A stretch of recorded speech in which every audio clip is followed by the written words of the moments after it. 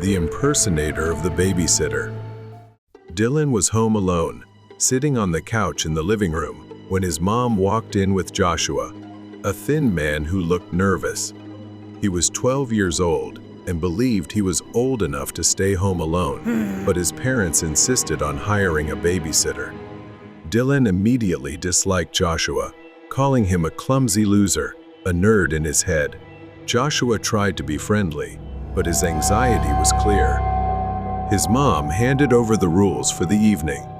Joshua had to make sure Dylan ate, didn't stay up too late, and didn't watch horror movies. But Dylan was determined to make everything difficult. He rolled his eyes and agreed reluctantly. Once they left, Dylan turned on a horror movie with gory scenes, deliberately trying to make Joshua uncomfortable. He enjoyed watching Joshua jump at every scare, his face growing paler with each moment. Dylan started suggesting Joshua order a pizza. He almost ran into the kitchen to get away from the TV screen, and Dylan couldn't stop laughing. While he was on the phone ordering, a new, wicked idea popped into Dylan's head. After a while, they got their pizza. But as Dylan observed, something was off in Joshua's behavior. He seemed too anxious, constantly looking over his shoulder and jumping at the slightest noise. Dylan found this strange but shrugged it off, still focused on achieving his goal. Bored and wanting to scare the babysitter, Dylan suggested they play hide and seek in the dark. He thought Joshua would be desperate to escape the horror movie and agreed without hesitation. Things started to get strange. While in the bathroom, Dylan heard the doorbell ring, but he was a little surprised since the pizza was delivered so early. But when he stepped out, he saw Joshua staring at the front door with a scared expression, saying no one was there, and he thought it was the pizza delivery guy. The game started, and Joshua went to hide. Dylan found him after 5 minutes. Dylan asked, "Why didn't you try hiding in the basement?" Joshua said, "The dark scares me." In Dylan's mind, the perfect plan continued to form. Joshua began pressing his face into the wall and counting, while Dylan hid, thoroughly enjoying his plan. The boy hid in the kitchen, secretly holding the TV remote, waiting for the perfect moment. As he started searching and approached the TV, the boy suddenly turned the volume all the way up, the sound of a terrifying scene, nearly giving him a heart attack. That was when the boy thought about hiding in his parents' closet to jump out and scare him.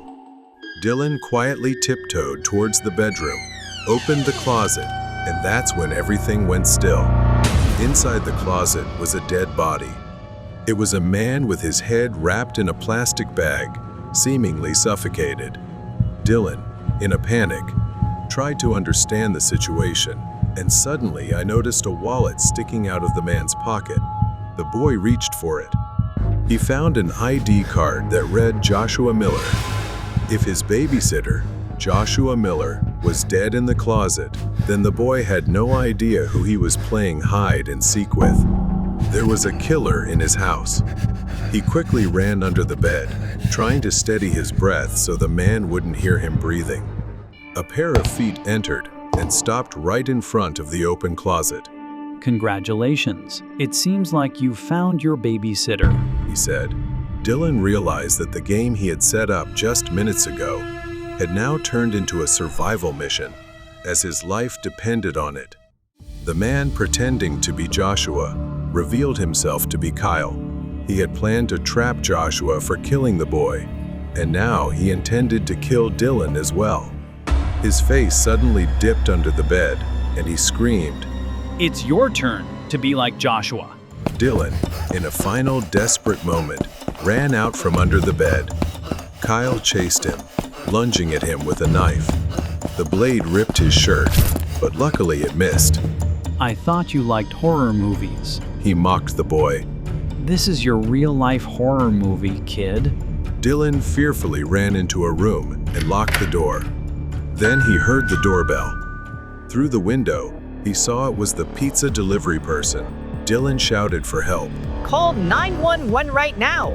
But before the pizza guy could assess the situation, Joshua ran downstairs, opened the door, and charged at him with a knife. The pizza guy was stronger. After a struggle, he managed to pin Kyle down and snatched the knife from his hand. Kyle was convicted of murder. Dylan's parents rushed home after being contacted by the police. They were also grateful and gave the pizza guy a sum of money to thank him for saving the boy. Dylan's parents never left him alone with anyone again. Whenever they had to go out, he stayed with his grandmother. They would never hire a babysitter again. The horror Dylan experienced that night would stay with him forever. The shadow of an eccentric person. Maggie had been staying at her friend's apartment in this remote town for the past few weeks.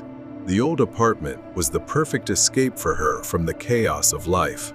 But the peace she sought was quickly overshadowed by an odd, unsettling feeling that seemed to linger in the walls. Lily moved around the living room, tidying up a bit. She noticed there were quite a few mirrors hanging on the walls, as her friend was a collector of mirrors. But those mirrors gave her an inescapable feeling that they held something more. As she passed by one of the mirrors, for a brief moment, she felt as though something or someone was staring at her. She wasn't sure and brushed it off. Maybe it was just her imagination. She picked up a few scattered items from the coffee table and walked down the hallway to the bathroom. That night, Lily prepared to take a bath. She was tired and wanted to relax, to forget the strange feeling creeping into her thoughts. She turned on the faucet to fill the bathtub, steam filling the room. But as she was waiting for the tub to fill, her eyes suddenly caught sight of the mirror above the sink. She felt as if something was moving. Maggie startled, turning around, but there was no one in the room. The air was heavy with silence. A shiver ran down her spine, and she quickly exited the bathroom, her thoughts spinning. She tried to convince herself that it was nothing, just stress from being alone in a strange place. One night, as she was about to drift off to sleep, she noticed a noise, or something moving. A shadow was cast on the floor. She felt an unease unlike anything she'd ever experienced. She didn't dare move. Her anxiety grew. Suddenly, the feeling of being watched became unbearable. Maggie turned, opened her eyes, and there he was, a tall, pale, gaunt man with sunken eyes standing right behind her. Maggie jumped up, rushed to turn on the bedside lamp, but her hand slipped, and she knocked it over. As the lights flickered, the room lit up intermittently, but she couldn't see anyone. Then everything didn't stop. Shortly after, she heard a soft tapping on the window behind her.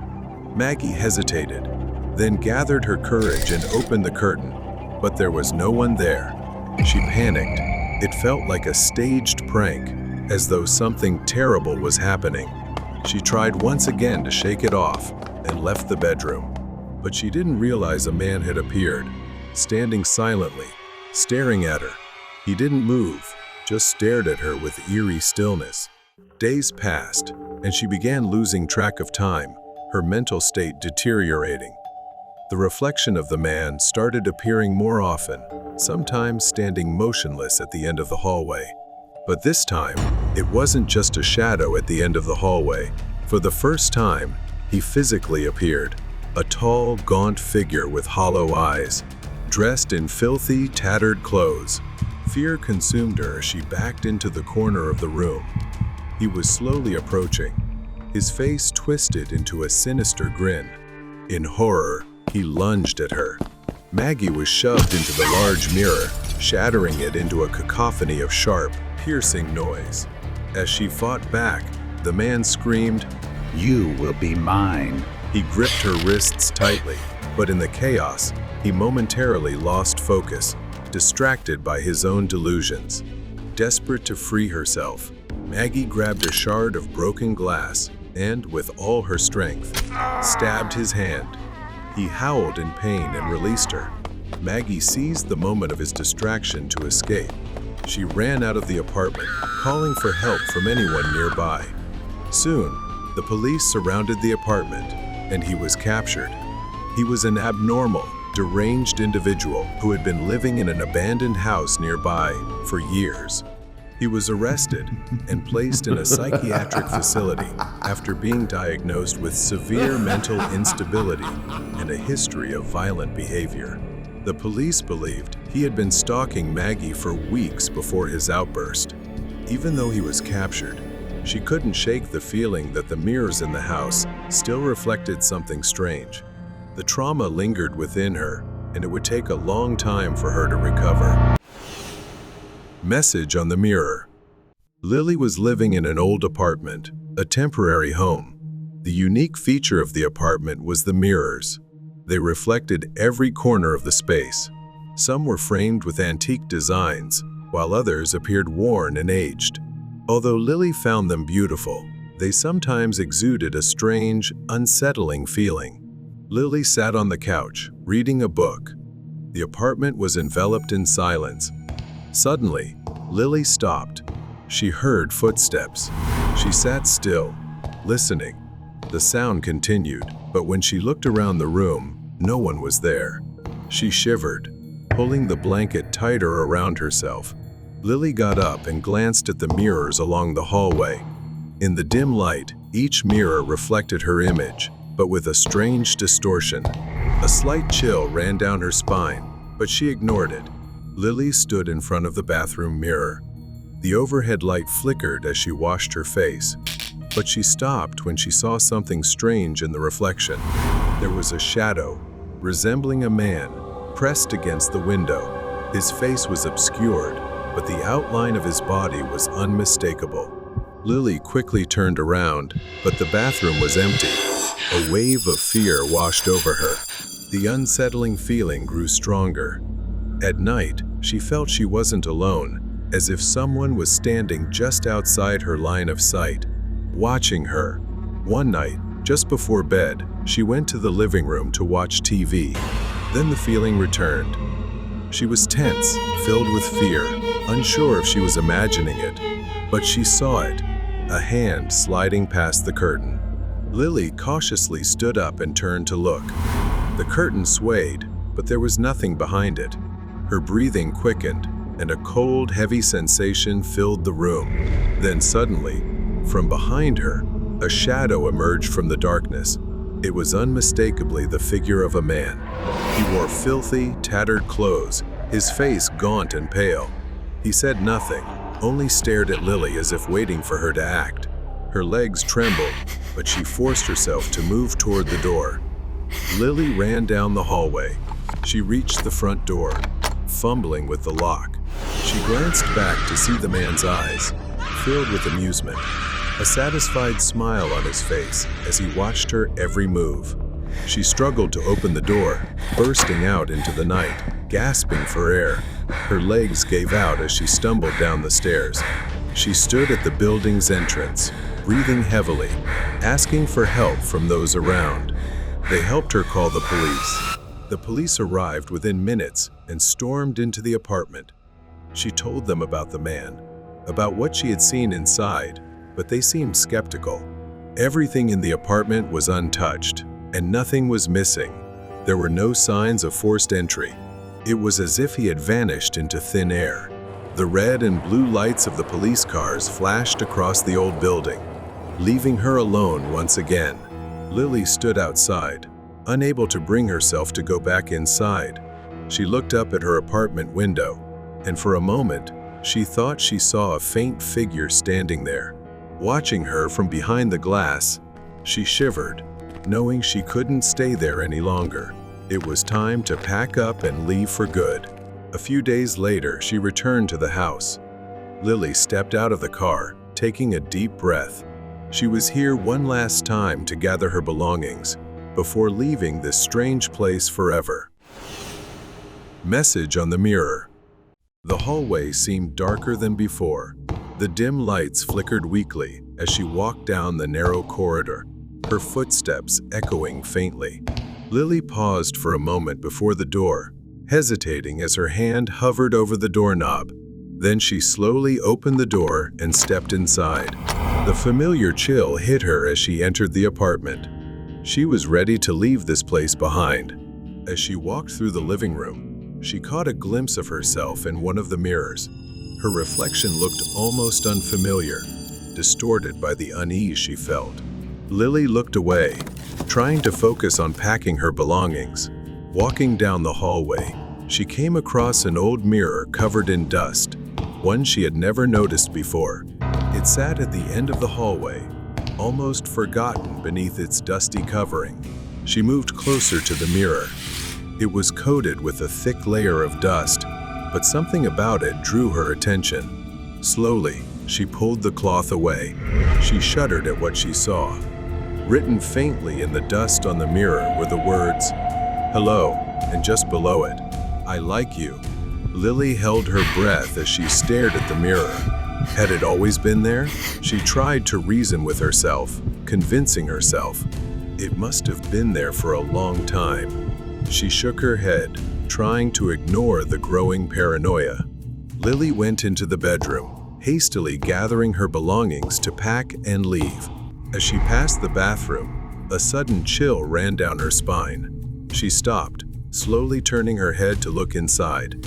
Lily's heart skipped a beat. The bathroom sink faucet was running. She was certain she hadn't left it on. She cautiously stepped into the bathroom, her eyes fixed on the mirror. A message appeared on the fogged glass. "You are mine." Lily froze in terror. She had heard horror stories about people secretly living in others' homes. Was she unknowingly a victim? Trembling, she reached out to turn off the faucet. Slowly, she extended her hand and touched the surface of the mirror.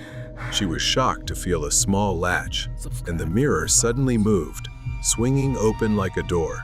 Lily staggered backward as the mirror revealed a hidden space behind it, larger and darker than she could have ever imagined. Then her heart nearly stopped. A face emerged from the darkness. It was a man, his hair disheveled, his wide eyes and a toothy grin, the shadows seemingly swallowing his body, making him appear as just a floating head. Below, the floor was cluttered with clothes, various trash, and some personal belongings. Panic surged through her. Lily turned, grabbed her keys, and bolted out of the bathroom. Lily burst through the front door of the building. She ran to her car, slammed the door shut, locked it, and called the police. The police arrived quickly. The man was eventually caught, still wearing that unnerving, unnatural smile. The police searched the apartment. They discovered a hidden space behind the bathroom mirror containing personal items, canned food, and things Lily recognized as her own. The man had been living there, watching her, moving around the apartment whenever she was out. When they apprehended him, he refused to explain or answer any questions from the police, sometimes sulking, other times aggressive, appearing mentally unstable. Lily felt incredibly lucky that the man was merely an agitated intruder and not a murderer. Otherwise, things could have been far worse. She started the car, glancing at the apartment one last time. Then she drove away, leaving the apartment and its horrors behind. The Window Stalker. It all started that day, when I was just a child, too young to fully comprehend the horror that was about to unfold. Our home was always cozy, with large windows in the living room that overlooked the beautiful garden outside.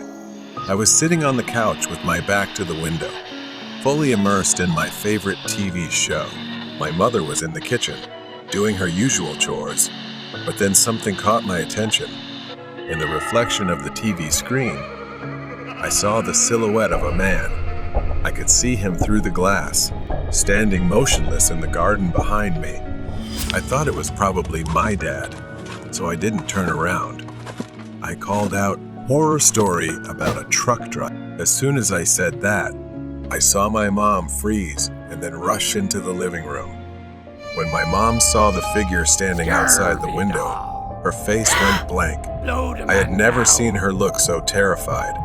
I turned around. There he was, a stranger. A scruffy man with wild eyes, just standing there staring at us with a sick, twisted grin. He didn't seem to care that he had been spotted. He just smiled wider, almost enjoying the fear he was causing in my mother and me. Without hesitation, my mom yelled, threatening to call the police if he came closer, but I could sense her fear. And then he said something that still chills me to this day. He growled through the glass with a menacing voice. "If you touch that phone, I'll break this window, and neither of you will be safe." My mom hesitated, torn between calling for help and protecting me, unsure of what to do next. His eyes flared with anger as he fumbled with something inside his coat. And then, in the blink of an eye, he lunged toward the back door. I heard him pounding on it, frantically rattling the doorknob. Thank God it was locked. His frustration turned into rage. He screamed, demanding to be let in, threatening that if he got inside, he wouldn't spare us. I was too young to fully grasp the danger we were in. My mom grabbed me, pulling me off the couch, and we ran upstairs. We didn't stop until we reached the top floor, and that's when I saw my uncle, my mom's younger brother. My uncle was standing in the hallway, headphones on, completely unaware of the chaos downstairs. He was a big, muscular man, the kind you wouldn't want to mess with. He used to compete in boxing matches and had won several trophies. My uncle, confused, asked, "What's going on?" as my mom frantically explained.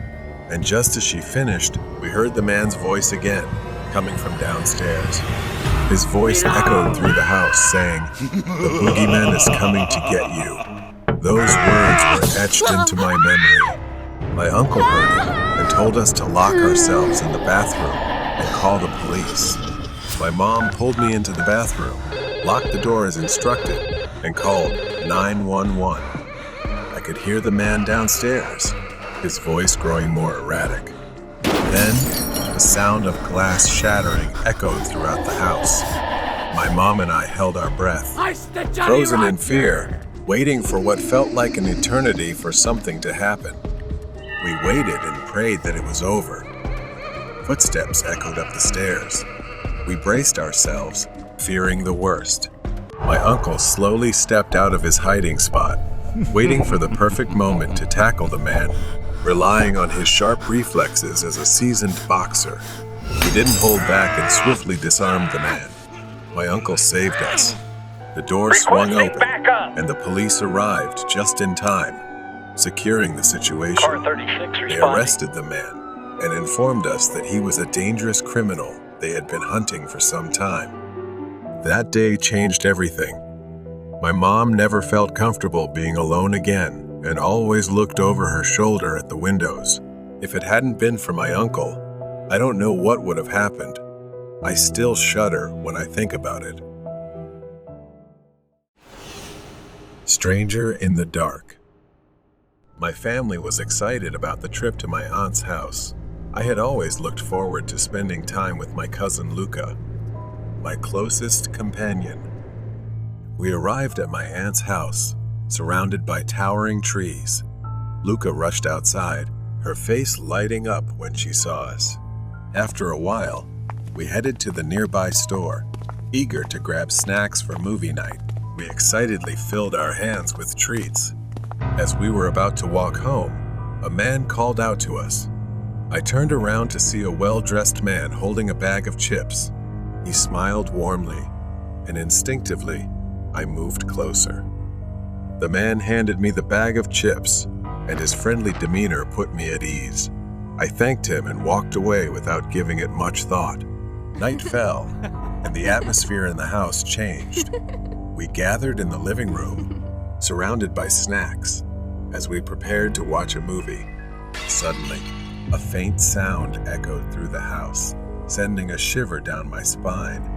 I exchanged a worried glance with Luca, asking if she had locked the door. She hesitated, unsure, and decided to check. The weight felt unbearable as I stood there. My anxiety grew, and I got up to see why she was taking so long. As I stepped into the hallway, My heart stopped. Luca was lying unconscious on the floor, and a masked man was standing next to her. My breath caught in my throat as panic surged through me. I staggered back, feeling paralyzed with fear. The man noticed me and rushed forward. I turned and ran toward the kitchen, slamming the door shut behind me, locking it just as I heard him pounding on it. I glanced back at the door, the man's pounding echoing in my ears. I couldn't leave Luca behind, even though fear gripped me. Summoning all my courage, I grabbed a plate from the kitchen rack. When the noise outside stopped, I slowly opened the door for a peek. Suddenly, the door burst open, knocking me back. I managed to swing the plate toward him in desperation. It shattered on his head, fragments flying everywhere. Blood streamed from the wound as he staggered back, dazed. I rushed into the kitchen, my hands trembling as I grabbed my phone. I tried to dial for help, but I couldn't press the buttons. I was too shaken, not knowing what to do. I ran to check on Luca. I splashed water on her face, and after a moment she woke up. Confusion replacing her unconscious state. Relief washed over me, but I knew we weren't safe yet. When I heard the man stirring, a cold wave of fear swept over me. I couldn't let him find us. I whispered to Luca that we needed to hide. We crept into the kitchen and hid behind the counter. The door creaked open, and I held my breath. I peeked out and saw him searching for us, his eyes scanning the room with a predator's hunger. Fear suffocated me as I gripped Luca's hand tightly. I heard him coming closer, his footsteps making my stomach churn. The sound stopped, and for a moment, silence blanketed the house. Then the lights flickered, plunging us into darkness. Suddenly, I shuddered as a cold hand gripped my shoulder. I turned around, and it was Luca, her eyes wide with fear. I could barely see the silhouette of the man in the darkness. Instinctively, I crept forward again, pulling Luca toward the back door, where the faint moonlight streamed in.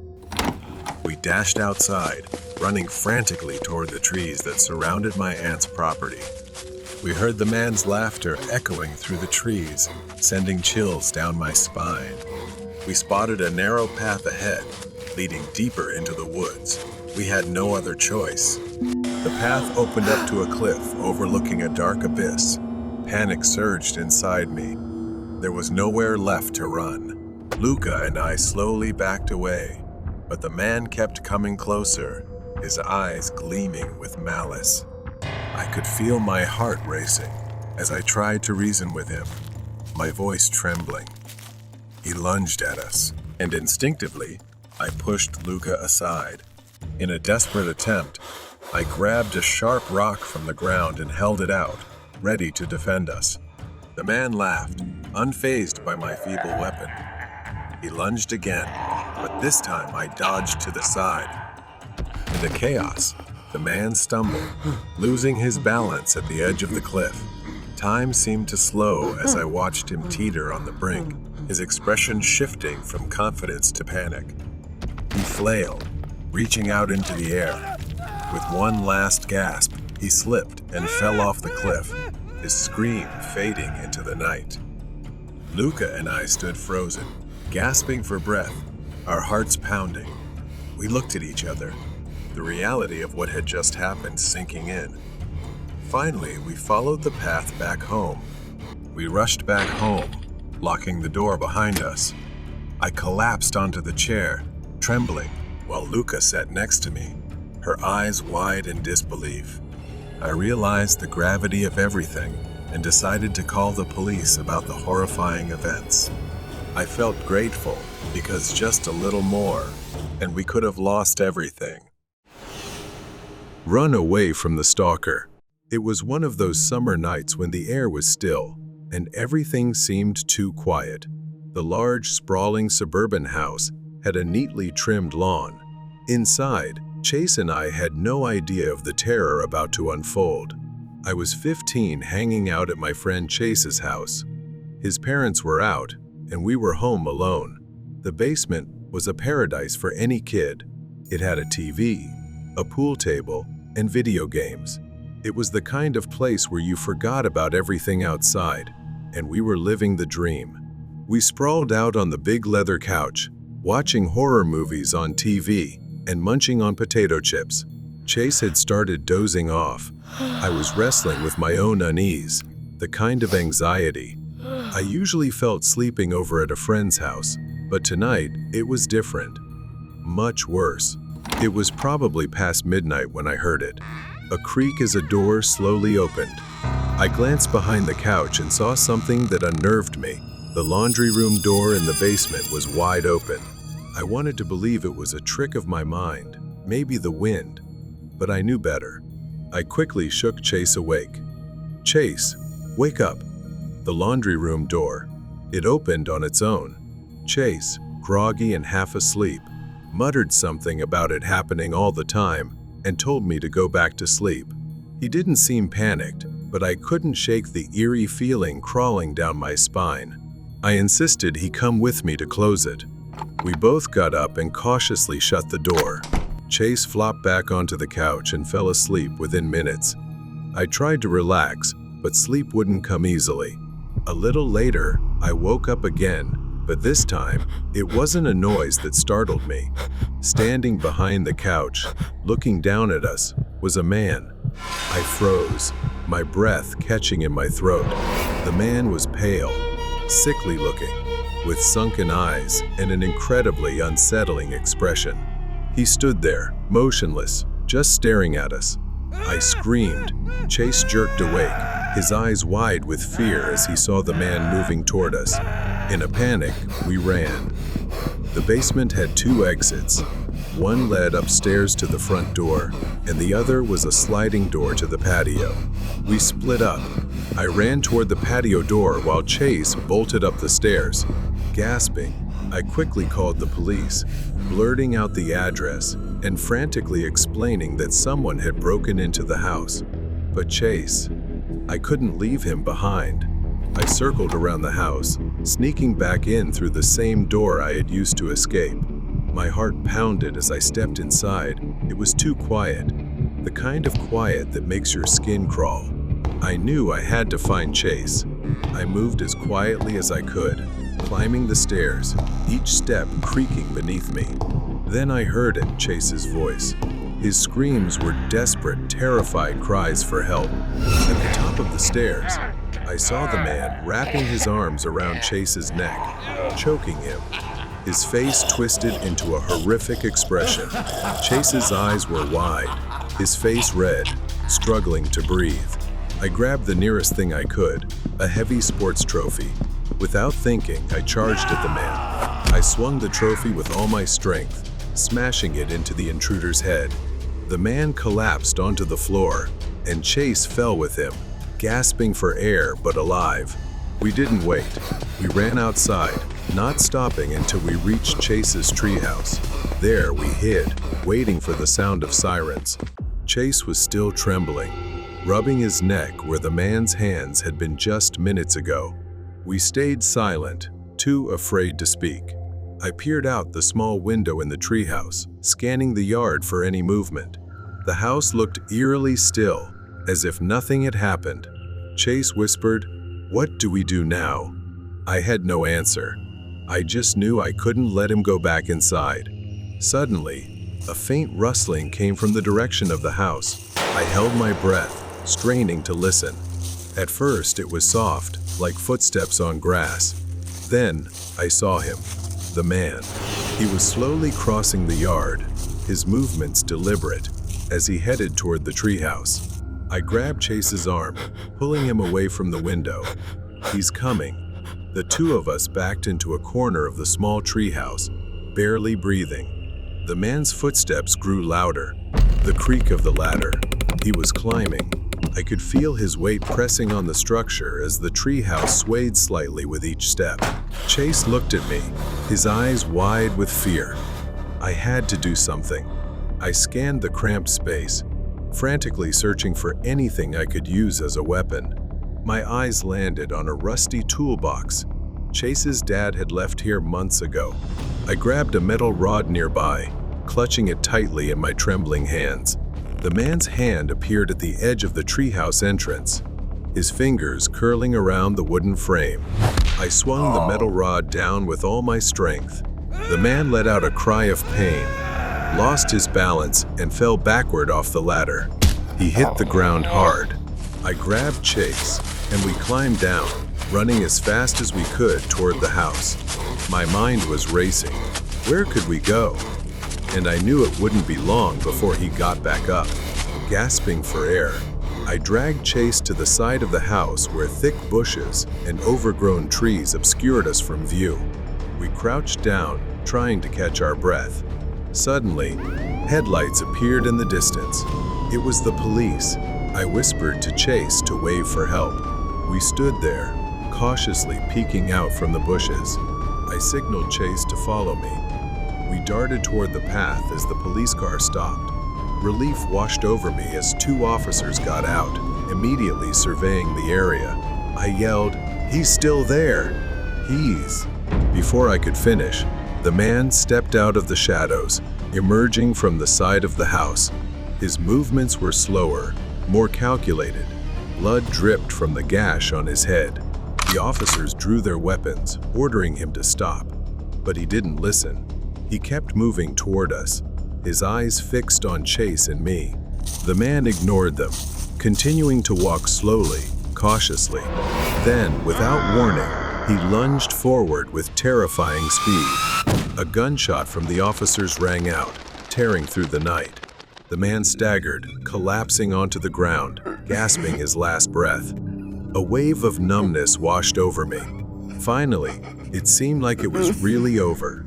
That night, as Chase and I sat in the police station, I learned that the man was a drifter who had been living in abandoned houses around the city. He was mentally unstable, with a history of violent behavior. But the most chilling detail? In his pocket, they found an old, crumpled photograph. It was Chase's house. The man had been watching us for a long time. Chase and I stood outside the police station, waiting for our parents to pick us up. The terror of the night still weighed heavily on us. It was a reminder that true horror doesn't always come from the dark. It can stand right behind you, watching. The Murderer on Christmas Night. Christmas is usually a time of peace and joy, but sometimes it's when the strangest and most terrifying things can happen. The story is about when I was a child. At that time, to be honest, Christmas wasn't my favorite holiday.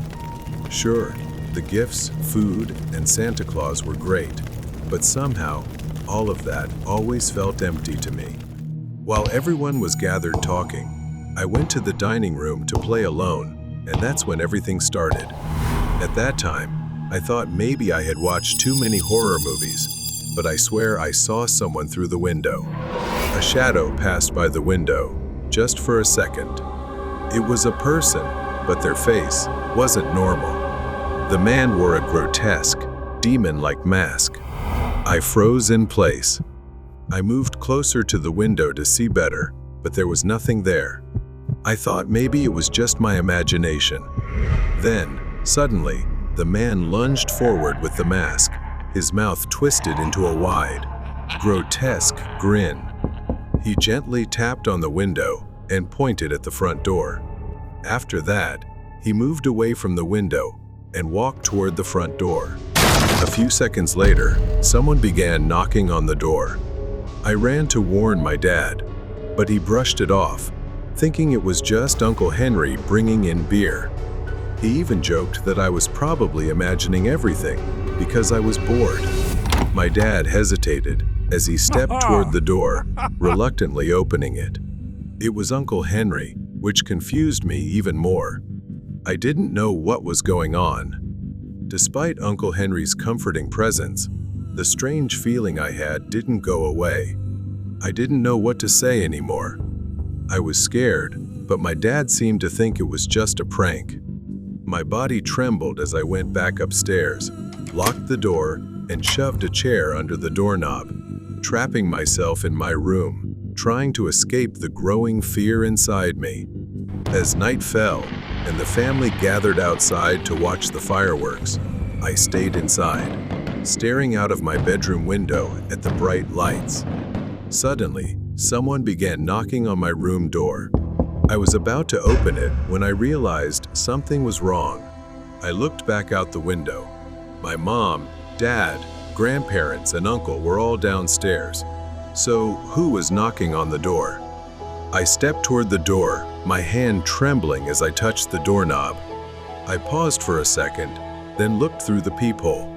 It wasn't my parents. It was him, the man wearing the demon mask. His voice was deep, but I could still hear it clearly. There was no mistaking it. He insisted that I let him in, promising me horrors if I refused. He even taunted me, threatening to kill me like he had with other children. Terrified, the first refused to open the door, only to hear the door starting to splinter as the masked man tried to break in.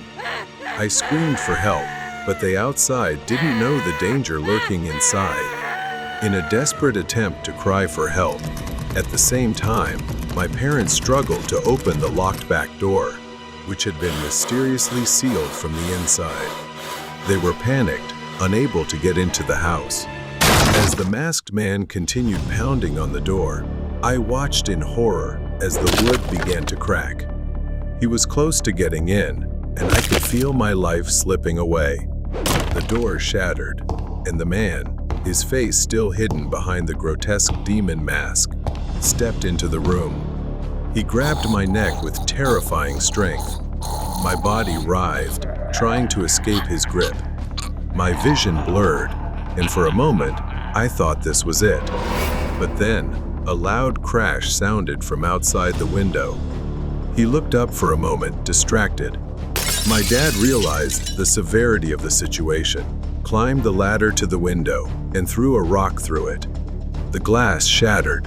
Without hesitation, my dad climbed through the broken window and rushed into the room just in time to pull him away. He didn't stop there, though. He took a knife and lunged toward my dad. My dad tried to dodge the strike, but the blade grazed his shoulder painfully. Still, he pushed forward. As my dad desperately fought to subdue him, I grabbed a metal lamp from the bedside table and struck him on the head. He staggered back, dazed. Outside, the sound of sirens could finally be heard. We were saved at last. When they caught the man, he referred to himself as the Grinch. They said he was responsible for many child disappearances around my age, and some bodies had been found and buried in his backyard. Since that day, many months later, I still see a therapist because of that man. Every time I sleep, I dream about what would have happened if I hadn't locked my door. I survived, yes, but the nightmares will never leave me. Intruder from the garage. It was just another long, dull day at school, but as I walked home, the excitement of Friday lightened my mood. No school tomorrow. I could finally relax. As I approached my house, I noticed something odd. The garage door was wide open, and the light inside was still on. My dad had left earlier that day for a business trip, so he must have been in a hurry and forgot to close it. I didn't think much of it at the time. I stepped into the garage, turned off the light, and pulled the door shut. The quiet of the house greeted me as I stepped inside, and the thought of having the entire place to myself made me feel free. My mom had gone to a friend's house for the evening, so I was all set for a night of gaming and movies. Hours passed as I got lost in my game. The house was silent, except for the occasional sounds from the TV. I decided to grab a drink, and as I walked into the kitchen, something caught my attention. The garage light was on again. I froze, a strange, eerie feeling creeping over me. Did I forget to turn it off? Or had my mom come back? But I didn't hear her come in. My heart began to race as I approached the garage door, my steps growing heavier. The moment I stepped into the garage, I saw that every drawer in my dad's workshop area was open. His tools were scattered across the floor, as if someone had been frantically searching for something. But no one was there. I hurried back inside, locking the garage door behind me. Something was wrong. I could feel it. I started heading back to the living room, planning to watch TV and try to calm myself down. Then, from behind me, I heard the garage door handle rattling violently. I froze, staring at the door, watching it shake harder and harder, as if someone on the other side was desperately trying to get in. I grabbed my phone, my hands trembling, as I realized I needed to get out of the house. In my panic, I didn't notice that the noise had suddenly stopped. The silence was eerie, too silent. I ran straight for the front door, my only thought being to escape. But as I entered the living room, I froze in my tracks. Someone was there, a large man, his back turned to me. In his hand, he gripped an axe tightly. It must have been taken from my dad's workshop. I held my breath, terrified that he would turn around and see me. The TV was still playing, masking my footsteps, and I knew this was my only chance. Going upstairs was not an option. I quietly turned back and headed for the back door, trying to stay calm. Once outside, I didn't stop running. I hurried across to my neighbor's house. Panicked, I banged on their door until they let me in. I waited there, staring at my house from across the street, praying the intruder wouldn't come looking for me.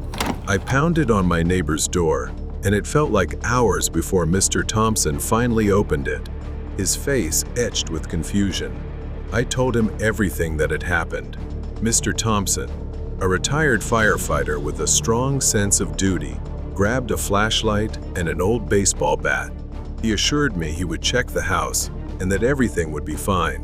Reluctantly, I stayed behind, watching him cross the street. My body was still shaking with fear.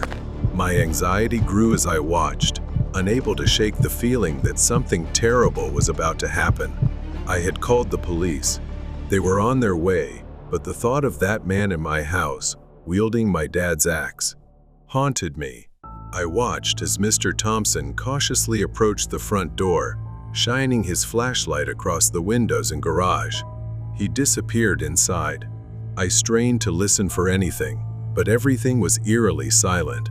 Suddenly, I saw him step outside. From across the street, his voice echoed faintly. "There's no one in there. The house is empty." A wave of relief washed over me, but I knew I still needed to stay cautious. As Mr. Thompson began walking back toward me, that gnawing sense of unease returned. Before I could voice my concern, a shadow moved behind him. My blood ran cold. The intruder. He was there, emerging from the dark side of the house, the axe glinting faintly under the porch light. I screamed, trying to warn Mr. Thompson, but it was too late. As he turned, the man lunged at him. A fierce struggle broke out. Mr. Thompson swung the baseball bat, but the intruder was strong. The two grappled, the axe coming dangerously close to Mr. Thompson's head as they stumbled across the lawn. My legs wouldn't move, paralyzed with fear, as I watched the horrifying scene unfold. Each second felt like a nightmare. Mr. Thompson managed a strong swing with the bat, striking the man's ribs, but it wasn't enough. The intruder roared in pain, but instead of retreating, he raised the axe, ready to strike. Just as the axe came down, Mr. Thompson threw himself to the side, narrowly dodging the blow. In that brief moment of distraction, Mr. Thompson delivered another blow, knocking the man off balance.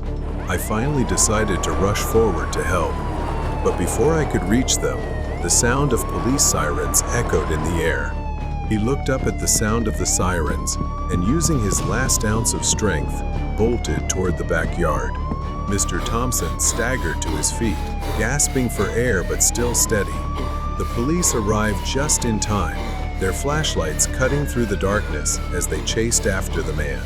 Within minutes, they subdued him. The man thrashed violently, growling like a wild animal, but the police swiftly restrained him, pinning him to the ground and cuffing his hands behind his back. I stood there, trembling, watching the entire scene unfold. Mr. Thompson approached me, clutching his side where he had been hit, but still managing a smile. "It's safe now," he said. I felt an overwhelming gratitude for being saved. I recounted every detail I could remember to the police, but all I wanted was to forget. I sat down on the steps of Mr. Thompson's porch, my body trembling, watching the man sitting in the back of the police car as it drove away. It was over, but the image of the intruder's face, his crazed eyes, and the sound of the axe slicing through the air would haunt me forever. Mr. Thompson sat next to me, placing a reassuring hand on my shoulder. "You did the right thing, kid," he said softly. "It's over now." But deep down, I knew the fear would stay with me. I would never forget how close I came to being caught in the grip of something truly evil. Nightmare neighbor. The old, tall apartment building stood under the dim glow of the streetlights. It was late, and most windows were dark. Rena was standing outside, staring up at the second floor. Her floor. She had lived here for a few months, and the place had always been quiet, until Arthur moved in next door. Rena's apartment was at the end of the hallway on the second floor, and taking out the trash usually only took a few minutes. But tonight, she felt as though someone was watching her. As she was about to turn the corner at the end of the hallway, he was there. Arthur was standing by his door, looking as though he had been waiting for her. He always found excuses to talk and stand uncomfortably close to Rena. She lowered her head, quickly murmured a greeting, and walked toward the stairs. This time, he said nothing. Goosebumps rose on Rena's skin. Something felt different tonight, making her more uneasy than before. Rena entered her apartment and quickly shut the door. She took a moment to calm herself, telling herself she was overreacting. She turned off the lights in the living room, planning to lie in bed and watch TV. It was late, and she was tired, but she wasn't ready to sleep yet. As she walked past the broom closet, she heard a faint sound, a soft rustling from inside. Her heart skipped a beat, and she froze, staring at the closet door. With trembling hands, she reached for the closet door handle. She hesitated. Then she pulled the door open. Arthur was in there, inside her storage closet. For a moment, time seemed to stop. He was just there, staring at her, unblinking, with a twisted smile on his face. He stepped forward, crawling out of the closet like a predator closing in on its prey. She gasped, stumbling backward, unable to believe what she was seeing. She ran into her bedroom, slamming the door shut. But she didn't have time to lock it. The door burst open, and Arthur was right there, his face wild and unhinged. She dashed toward the bathroom, the only place left to hide. She slammed the door shut just as Arthur reached the bedroom. Her hands fumbled with the lock. Rena's back pressed against the cold bathroom wall. Her breaths came in quick gasps as Arthur pounded on the door, trying to break through. The thin wooden door was the only thing separating her from the man who had been stalking her for weeks. His sickening grin etched deeply into her mind. Thankfully, she had her phone. She clutched it tightly, her fingers trembling as she spoke to the police. Her voice was barely a whisper, strangled by the fear gripping her. Arthur pounded on the door again, the wood splintering under the force. Rena knew it couldn't hold much longer. Suddenly, the pounding stopped. She held her breath, pressing her ear to the door, straining to hear any sound. She didn't know if he had left. Had he given up? Arthur stood outside the bathroom door, his eyes wild with anticipation. His patience had run out. His hand hovered over the doorknob. He knew she was cornered, with nowhere to escape. He slowly reached into his pocket and pulled out a small, gleaming knife.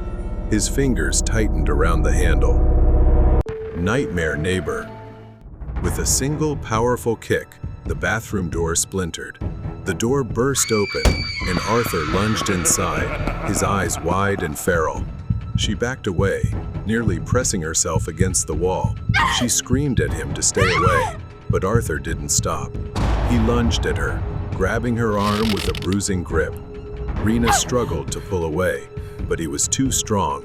Pain shot down her spine as he twisted her wrist, pinning it against the wall. Her phone slipped from her grasp, falling to the floor. Arthur's face was only inches from hers as he hissed threats, blaming her for always ignoring him when they crossed paths in the hallway. Rena struggled, trying to break free, but he pulled her closer, squeezing tighter.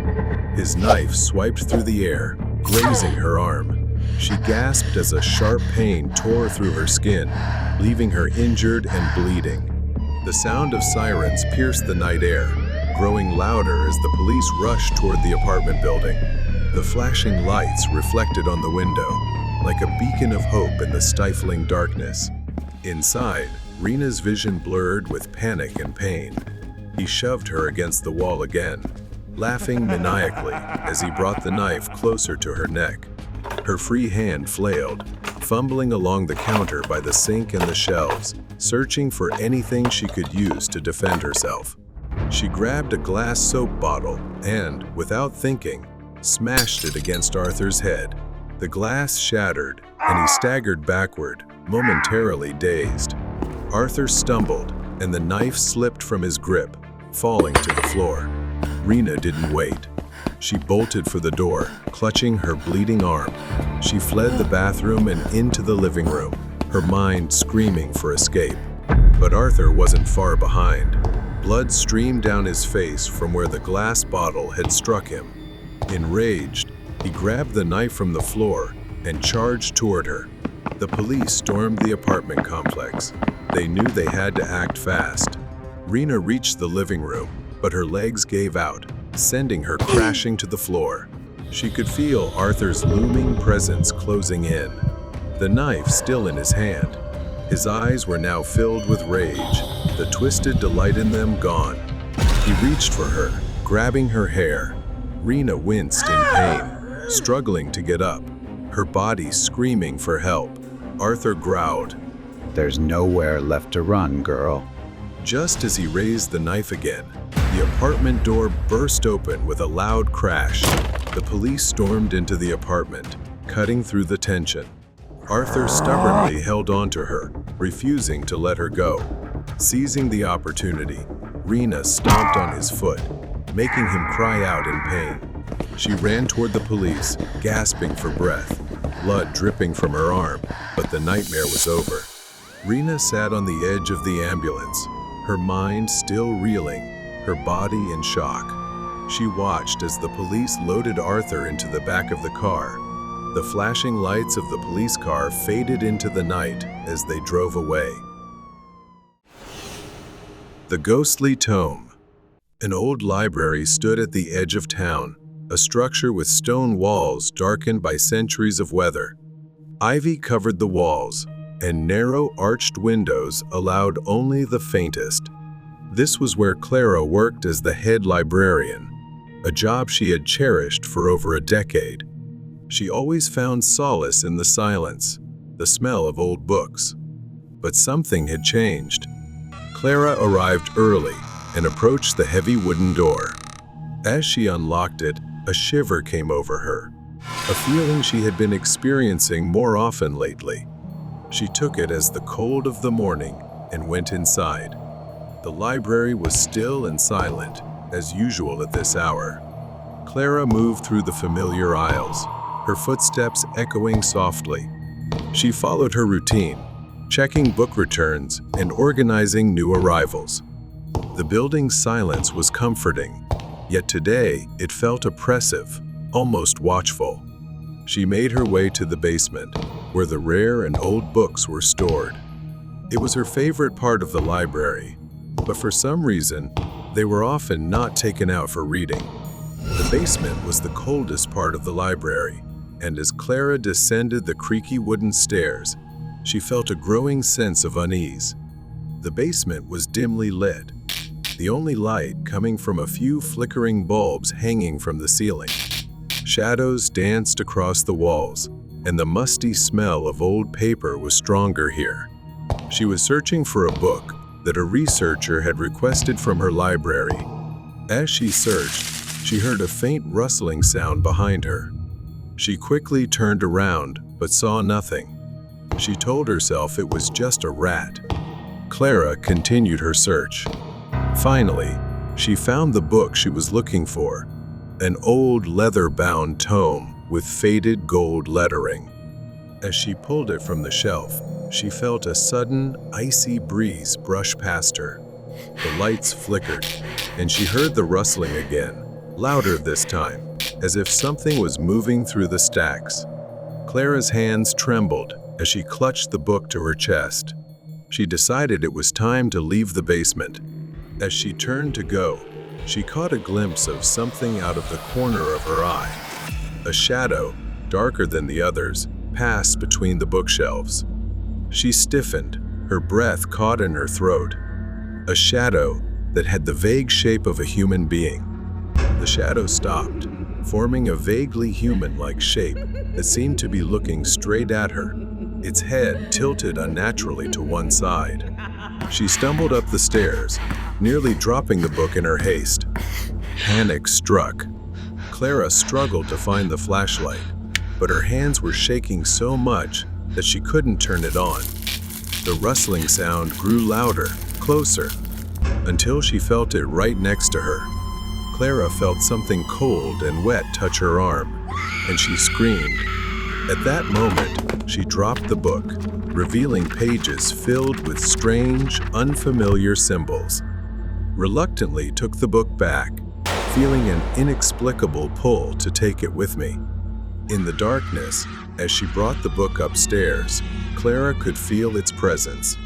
It seemed to seep into her mind, filling her with fear.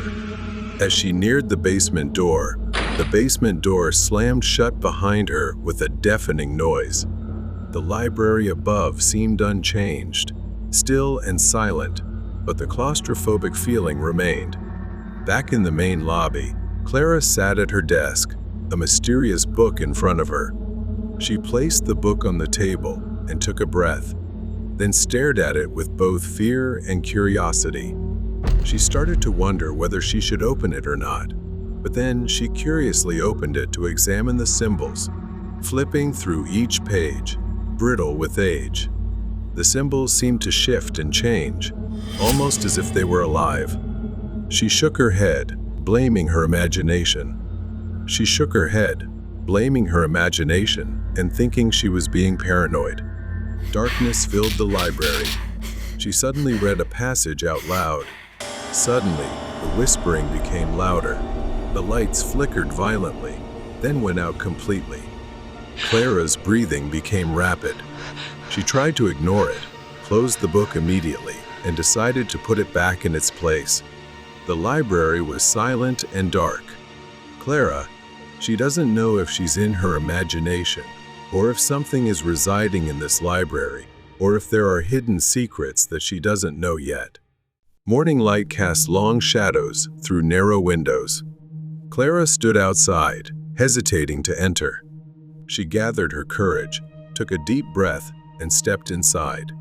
Clara slowly walked toward her desk, her footsteps echoing in the empty space. As she passed by, she glimpsed the old book she had stored in the basement yesterday lying on her desk. Clara was horrified. She was certain she'd put it back on the shelf in the basement. Clara stared at the book, hesitated for a moment, then grabbed it, deciding to destroy it in hopes of freeing herself from this fear. She walked toward the old fireplace at the far end of the library, gripping the book tightly. She opened it, and the symbols writhed as if alive, almost resisting her. She threw the book into the flames. A hissing sound escaped from the book. The fire abruptly went out, extinguished, leaving the book charred but still intact. Clara stared at the ancient book, desperate. She raised the book to throw it into the trash. But as she swung her arm, an invisible force pulled it from her hand. The book flew across the room, hovering mid-air. Then it started flying back, hurtling toward her with fierce speed. It slammed into her chest, knocking the wind out of her in pain. She gasped, stumbling backward, clutching her aching ribs. She held her breath, watching the book fall to the floor, its pages flapping wildly. Clara's hands trembled as she picked up the book again, and from the corner of her eye, she sensed someone standing and watching her.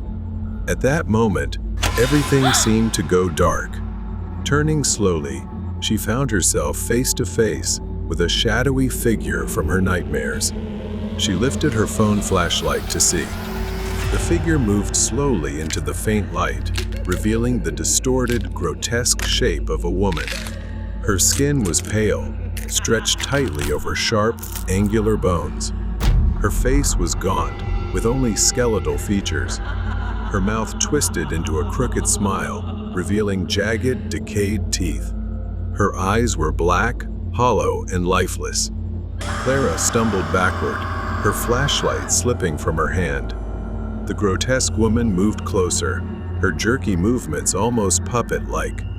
Then, in the blink of an eye, it lunged toward her, its twisted, skeletal hand stretching out, distorting as it reached for her.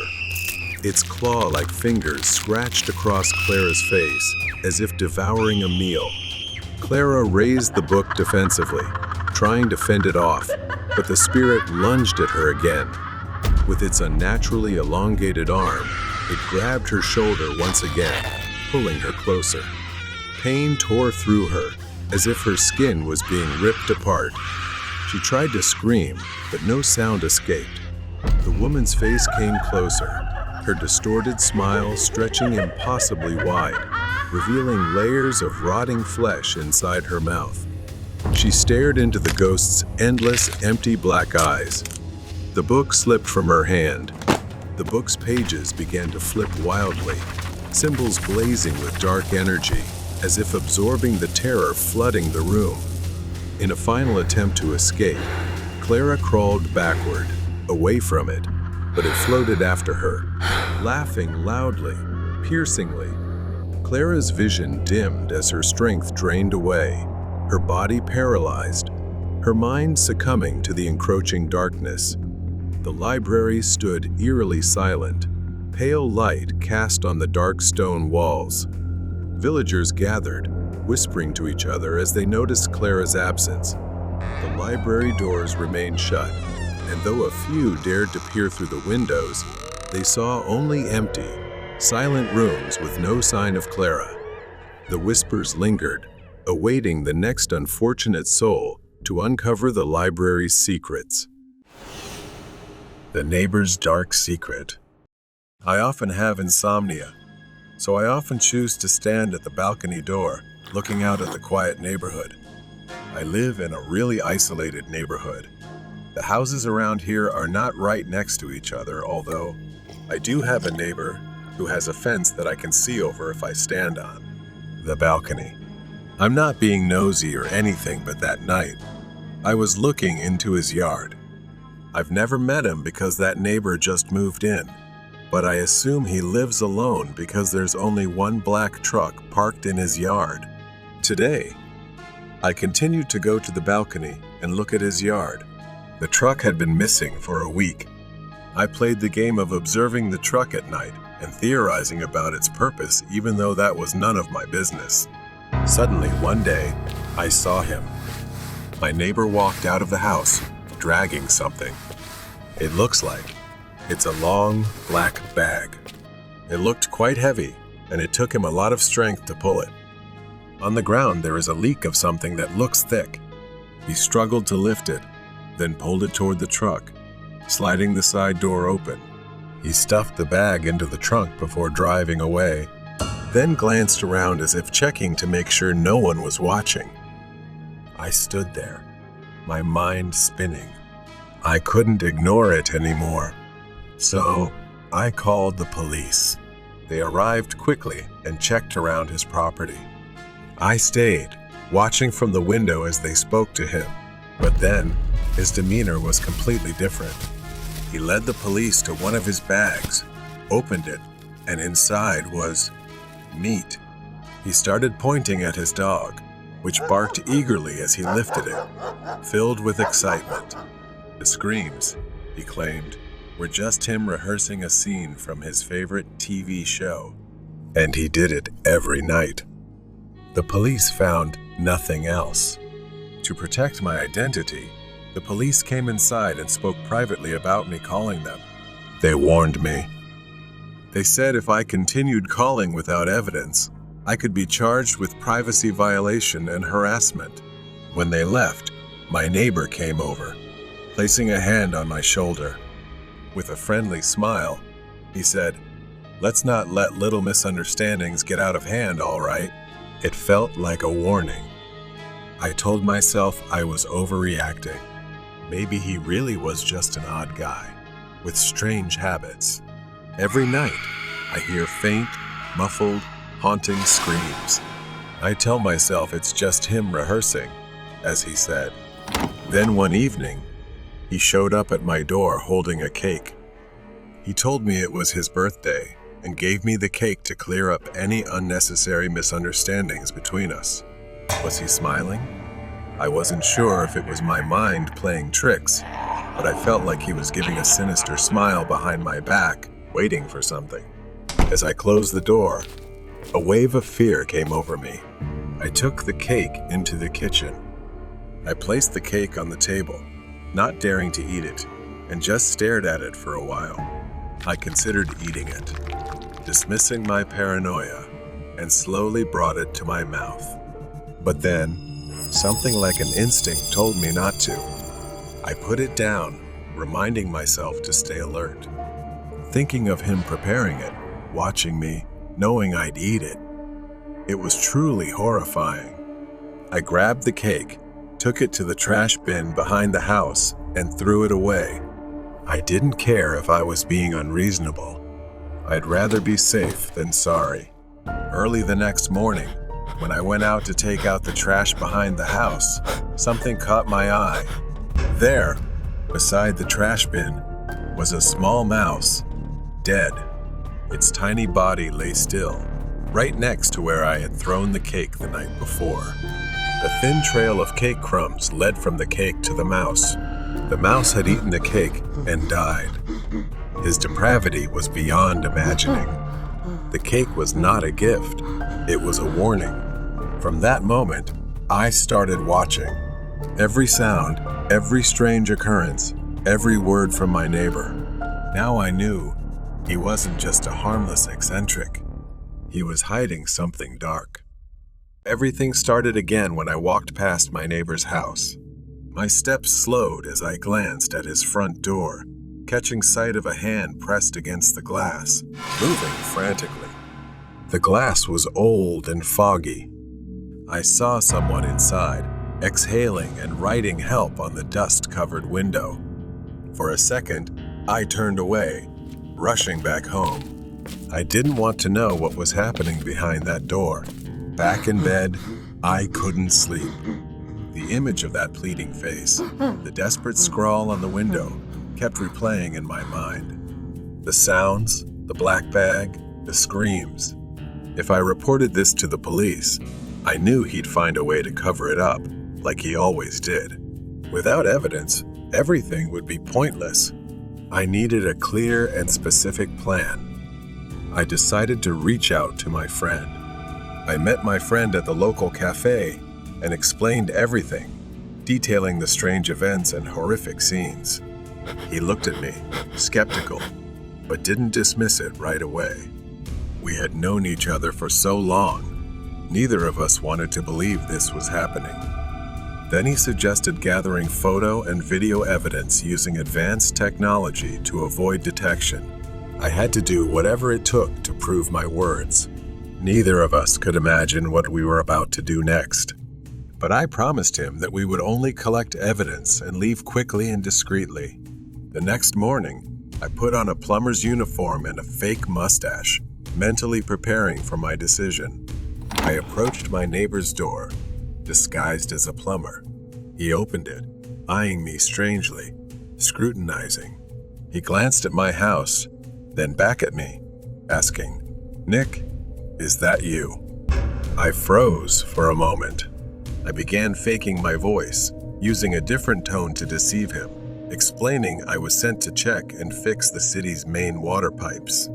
At first, he seemed suspicious and told me to wait a moment before closing the door. I stood outside, not knowing what he was doing inside, waiting and adjusting my glasses. But eventually, he acted friendly and allowed me inside. As I entered, the house was much tidier than I had expected, and nothing suggested he was a murderer. As I pretended to inspect the pipes under his kitchen sink, he stayed close, following me throughout the house. My every move was under his watch. I hadn't anticipated this. His presence was a constant reminder that one wrong move could be my last. I racked my brain for a way to separate myself from him. Then, an idea struck. I asked him to let me check the pipes in the basement, explaining that I needed to inspect the pipes there, adding, "If you come with me, you'll need to be careful. A broken pipe could be very dangerous and make things worse." He hesitated, but finally, he allowed me to go down to the basement alone. I watched his shadow disappear into the darkness. I turned my attention to the house, moving quietly, looking through every corner, hoping to find something out of place. And then I saw it, an edge jutting out along a wall, as if something was being hidden. My fingers brushed along the edge, feeling the rough texture beneath my hand. With a gentle push, the panel creaked open, releasing a foul stench that made me nauseous. I hesitated. Well, would I pro? The smell was nearly unbearable, but curiosity overpowered my fear. I cautiously stepped closer, peering inside. There, in the dim light, I saw a long streak on the floor leading to black bundles that were oozing blood. Then I saw dozens of bodies, skeletal remains intertwined with decomposing corpses. Just as I was about to turn and escape, a cold hand gripped my shoulder. "Hello, my neighbor," a familiar voice whispered in my ear, full of malice. I felt the pressure of his grip tightening, but before I could react, he shoved me forward, standing in front of the door, blocking my only exit. His eyes showed satisfaction. I reached for my phone and pressed the emergency alarm button, just as my friend and I had planned beforehand. He quickly snatched the phone from my hand. Then there was a crackling sound as he crushed it underfoot. I realized I was truly trapped. The police stormed into the house unexpectedly. My friend, true to his word, had taken action when he received my emergency signal. He had told me beforehand that he would alert a trusted officer in case anything happened. The neighbor began to flee, but during the pursuit, he couldn't escape our plan. He was caught and couldn't deny the overwhelming evidence. When I handed over all the footage and he was taken into custody, I lay in the hospital thinking about what I'd been through. I had come closer to death than I ever imagined. I regretted nothing. Haunting delivery trip. I was working for a food delivery platform on weekends to make some extra money. Between my main job and this side gig, I often felt exhausted. It was past 9 p.m. when I started my shift, picking up small orders and delivering them to random houses. After my first delivery, I drove around the area for a while, waiting for something to come through. 20 minutes passed with nothing. Just as I was about to give up, my phone buzzed with an order for just 1 tacos and a drink. I confirmed the order and headed to the restaurant to pick it up. After grabbing the order, I began the 10-minute drive to the customer's house. It was a normal neighborhood, nothing unusual. As I approached a red light, I noticed a pickup truck stop next to me. Instinctively, I glanced over. The guy in the truck was leaning out of the window, staring straight at my car. I looked away when the light turned green and pressed the gas. I glanced in my rearview mirror. The truck was now in my lane, driving a short distance behind me. As I approached the neighborhood where I was making the delivery, the truck was still behind me. Was he following me? The route was mostly straight, so I wasn't sure if he was just heading in the same direction. I tried to stay calm, But the moment I turned into the neighborhood, I knew. The pickup truck turned in too. Maybe he lived here, I thought. I continued driving through the quiet suburban streets, following the GPS until I reached the final road, a dead end. I braked and parked on the side of the road near the house number I had to deliver to. The truck followed and parked behind me.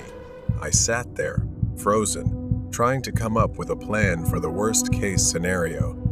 What was this guy doing? Was he really following me? I glanced at my phone and saw a message from the customer asking, "When will the food arrive?" Could it be the guy in the truck? Was he the customer waiting for me to step out? I felt more trapped than ever. The man got out of the truck. My heart pounded as I watched him slowly approach my car. He stopped right by my trunk, his face partially hidden in the shadows. Then, out of nowhere, he grabbed something like a metal rod and slammed it into my rear windshield. The glass shattered around me. I screamed and, without thinking, instinctively slammed my foot on the gas. The man jumped onto the back of my car, nearly lying flat as he tried to crawl through the shattered window. I swerved sharply, making a U-turn, and felt him fall off the car. My hands trembled as I maneuvered between the trucks. In the rearview mirror, I saw him stumbling in the street as I sped away. My hands shaking, I picked up the phone to call the police. By the time the police arrived, the man had vanished. All they found were shards of glass scattered across the road. They searched the area, but he was gone. I stood staring at the cracks in my shattered windshield, and memories of the terrifying experience replayed in my mind. I was lucky to have escaped, but deep down I still felt uneasy because he was still out there, haunting delivery trip. It's been almost a month since that horrifying night. I haven't driven for the delivery app since then. Every time I think about driving, the echo of shattering glass floods my mind. I try to tell myself it was just an incident, that I was unlucky. There were no witnesses. The police reassured me they'd find him, saying it was probably just a disturbed person trying to scare me. But I couldn't shake the feeling that there had to be some reason he was following me. I decided to try driving again. I needed the money, and I couldn't let fear control my life. I told myself that this time I'd be careful and avoid driving too late at night, and I'd stay away from isolated neighborhoods. As I got into the car, that familiar fear washed over me. My hands were sweaty. I tried to close my eyes, take a deep breath, and turn the key in the ignition. Things started off fine. I was careful and checked my mirrors more frequently. But as the sun set, my phone buzzed with an order that sent a chill down my spine. 1 taco and a drink. A simple order, just like that night. I hesitated, my thumb hovering over the accept button. I figured it was just a coincidence, so I accepted the order. A light drizzle had begun. The drive to Taco felt eerie, as if I was retracing the same steps as that night. I picked up the order and placed it on the passenger seat. As I drove to the delivery address, waves of anxiety hit me. The house was in a different neighborhood, but each turn felt strangely familiar. When I parked at the curb, the hairs on the back of my neck stood up. The headlights of a car behind me suddenly flicked on. I looked, it was a truck, and it looked just like the one from that night. Panic set in as the truck rolled closer, its blinding headlights on full beam. The truck parked right behind me, as if waiting for me to make a move. I tried to text my customer, but I was shaking so badly I couldn't type properly, wasting precious time. Suddenly, a notification popped up on my phone. "Customer, when will my order arrive?" I couldn't believe it and dropped my phone right then. It was happening again. Could he have been waiting for this moment to get revenge? I couldn't go through this again. I had to act. I pressed the gas, moving my car to another spot. The truck slowed down behind me, its its headlights glaring blindingly in my rearview mirror, causing me to squint. Suddenly, the truck surged forward, crashing into the back of my car. The impact jerked me forward, my chest slamming into the steering wheel. Pain shot through my ribs as I gasped, trying to catch my breath. I pressed the gas harder, but the rain had made the road slick, so I had to maintain control to avoid crashing. Panic hit me as he pulled up alongside, rolled down his window, and gave me a sinister smile. Another slam. The back of my car crumpled, and I felt something wet trickling down my head. My head had been injured and was bleeding from the impact against the window when he rammed me again. I braked hard, dazed, my vision blurring from the blood running down my face and the sharp pain in my side. But I couldn't give up. I grabbed my phone and dialed 911 for help. I could see his silhouette through the rain, stepping out of his truck. I refused to give up, flooring the gas and driving blindly. My car slammed into a tree. Desperate to survive, I fumbled for the door handle, trying to get out before he got too close. In the distance, I could hear him screaming angrily. I forced myself to run, sprinting toward the woods at the edge of the road. Suddenly, I tripped.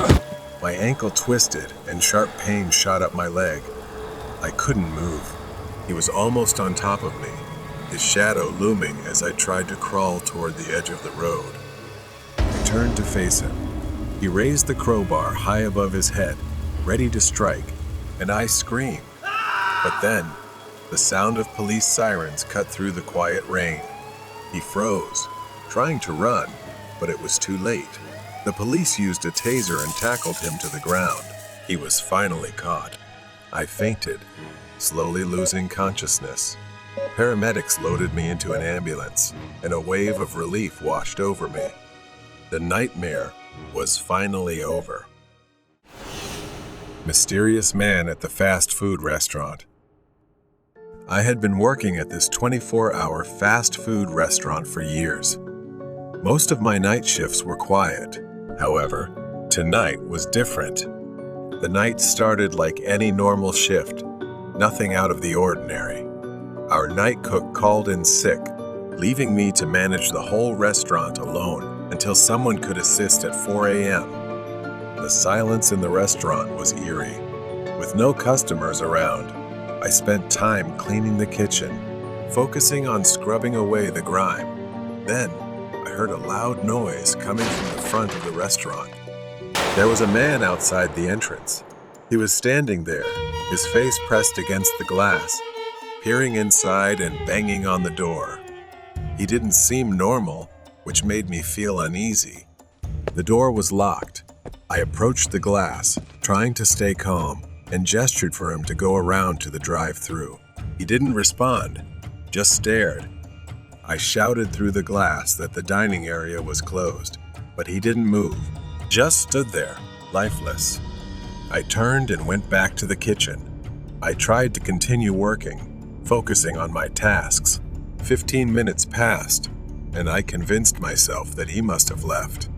But the unease still lingered. A beep went off in my headset. Someone had placed an order.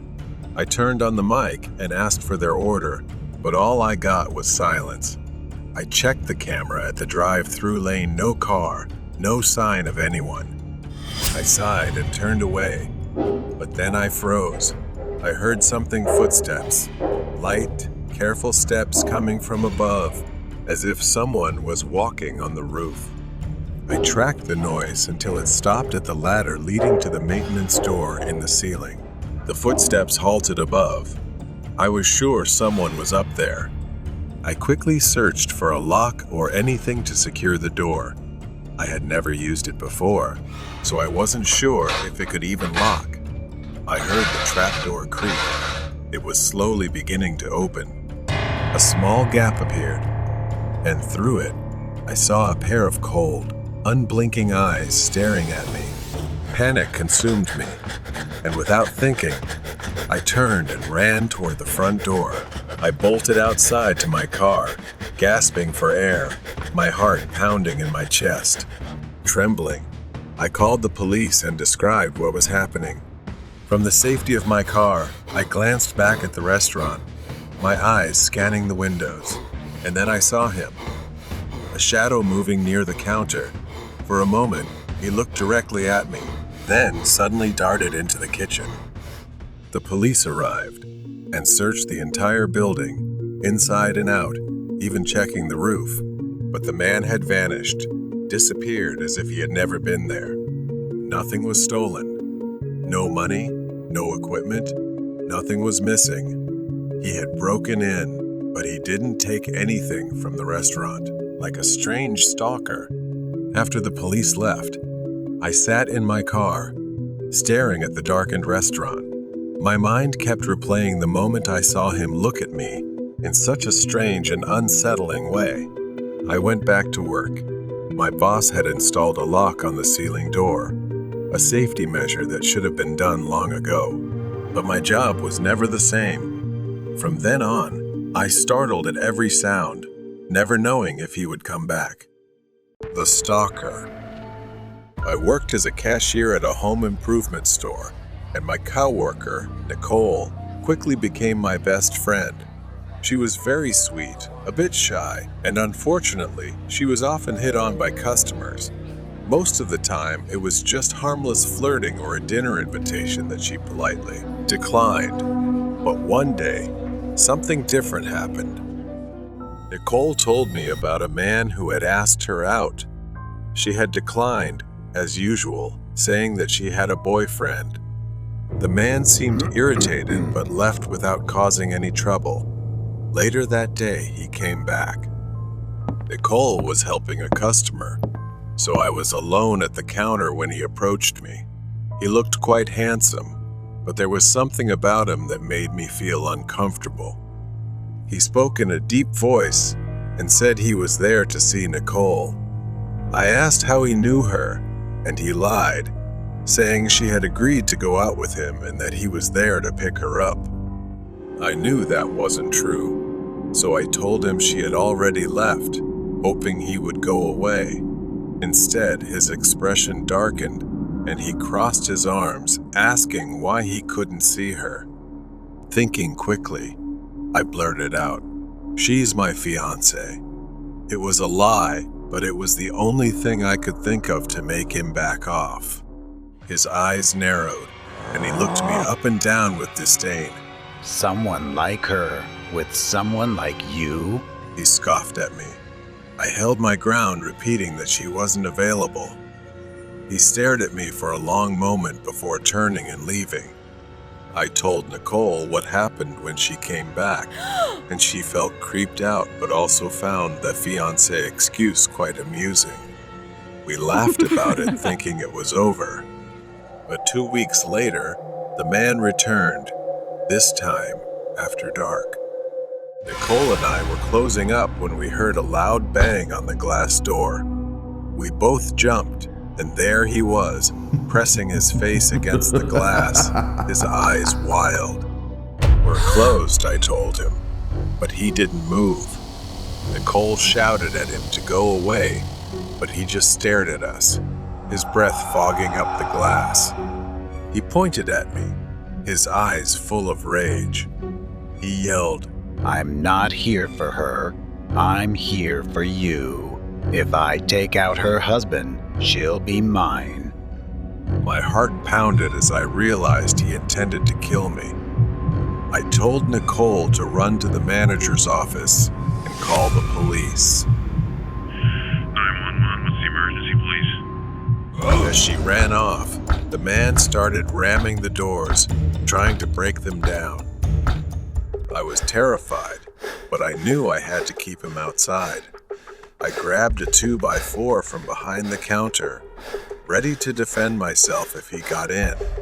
The glass doors shook violently, and I was sure they were about to give way.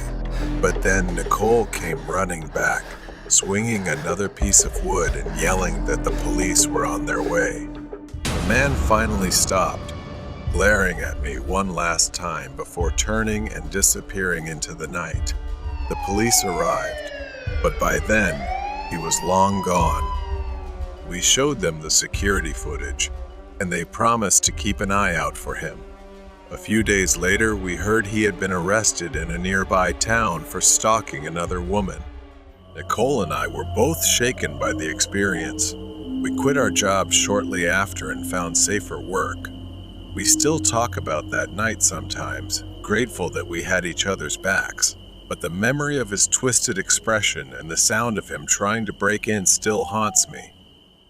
The House of the Lost Child. It was 2006 when my family moved into this house. My parents decided to quit their jobs and start anew in the countryside. I was just a child then. But something about this house struck me immediately. The first thing I noticed when we moved in was the stairs.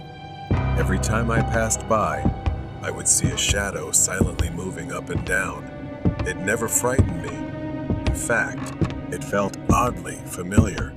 I was 6 years old, but I could always see things that others couldn't, and this house was no exception.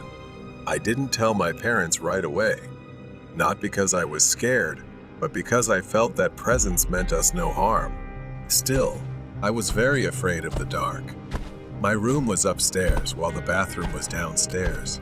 Every night, before going to bed, I would use the bathroom to avoid facing the fear of going down the stairs alone at night. But one night, my mother's voice woke me. She called out to me, angrily and irritably, telling me to come downstairs and not to run around anymore. I sat up in bed, confused. I hadn't run at all. In the following days, I kept experiencing similar incidents. My mother often scolded me for running around the house, accusing me of mischief.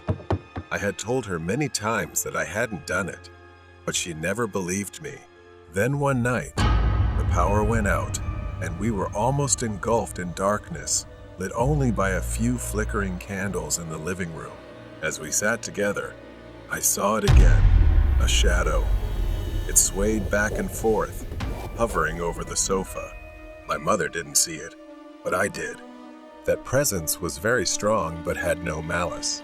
That night, as we lay in bed, my mother and I heard a voice, soft yet clear as day.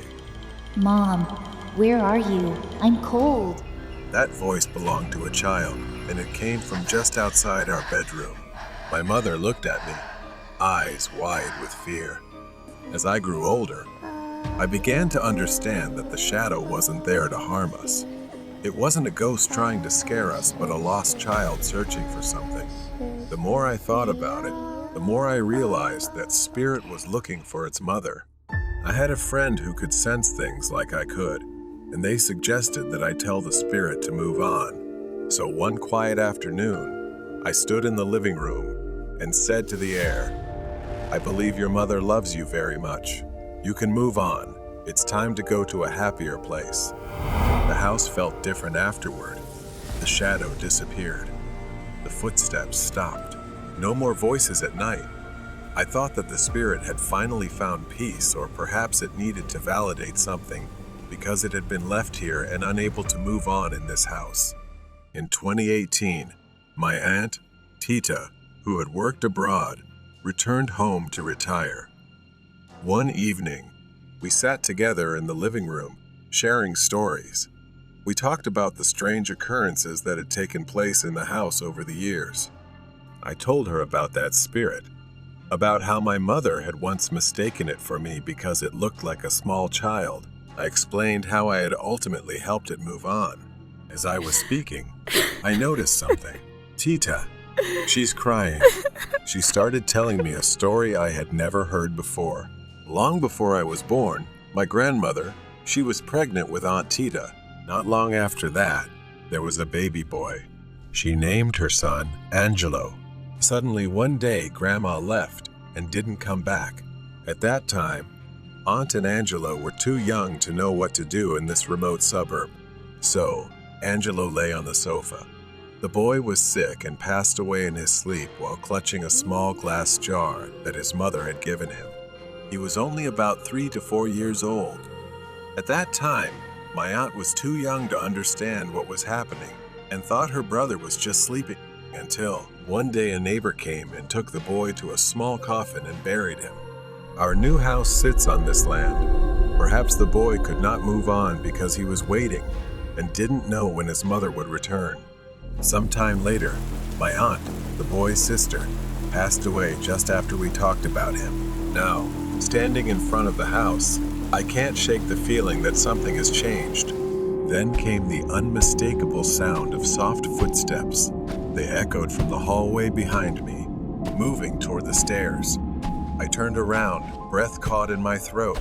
The shadow had returned. As I climbed the stairs, I saw the shadow standing right above and sliding into my bedroom. Upon reaching the room, I hesitated. My hand hovered over the doorknob, and just as I was about to turn it, I heard, Mom, where are you? I slowly pushed the door open, the creaking hinges filling the silent house. The room was bathed in the faint light of the moon filtering through the window, casting a cold glow over everything. My heart skipped a beat as I saw Angelo. This time, he was not just a shadow. He stood in the middle of the room, a small, frail figure, unmistakably a child. His head was bowed down. Then slowly, Angelo lifted his head, and for the first time, I saw his face. A face with deep-set eyes filled with sorrow.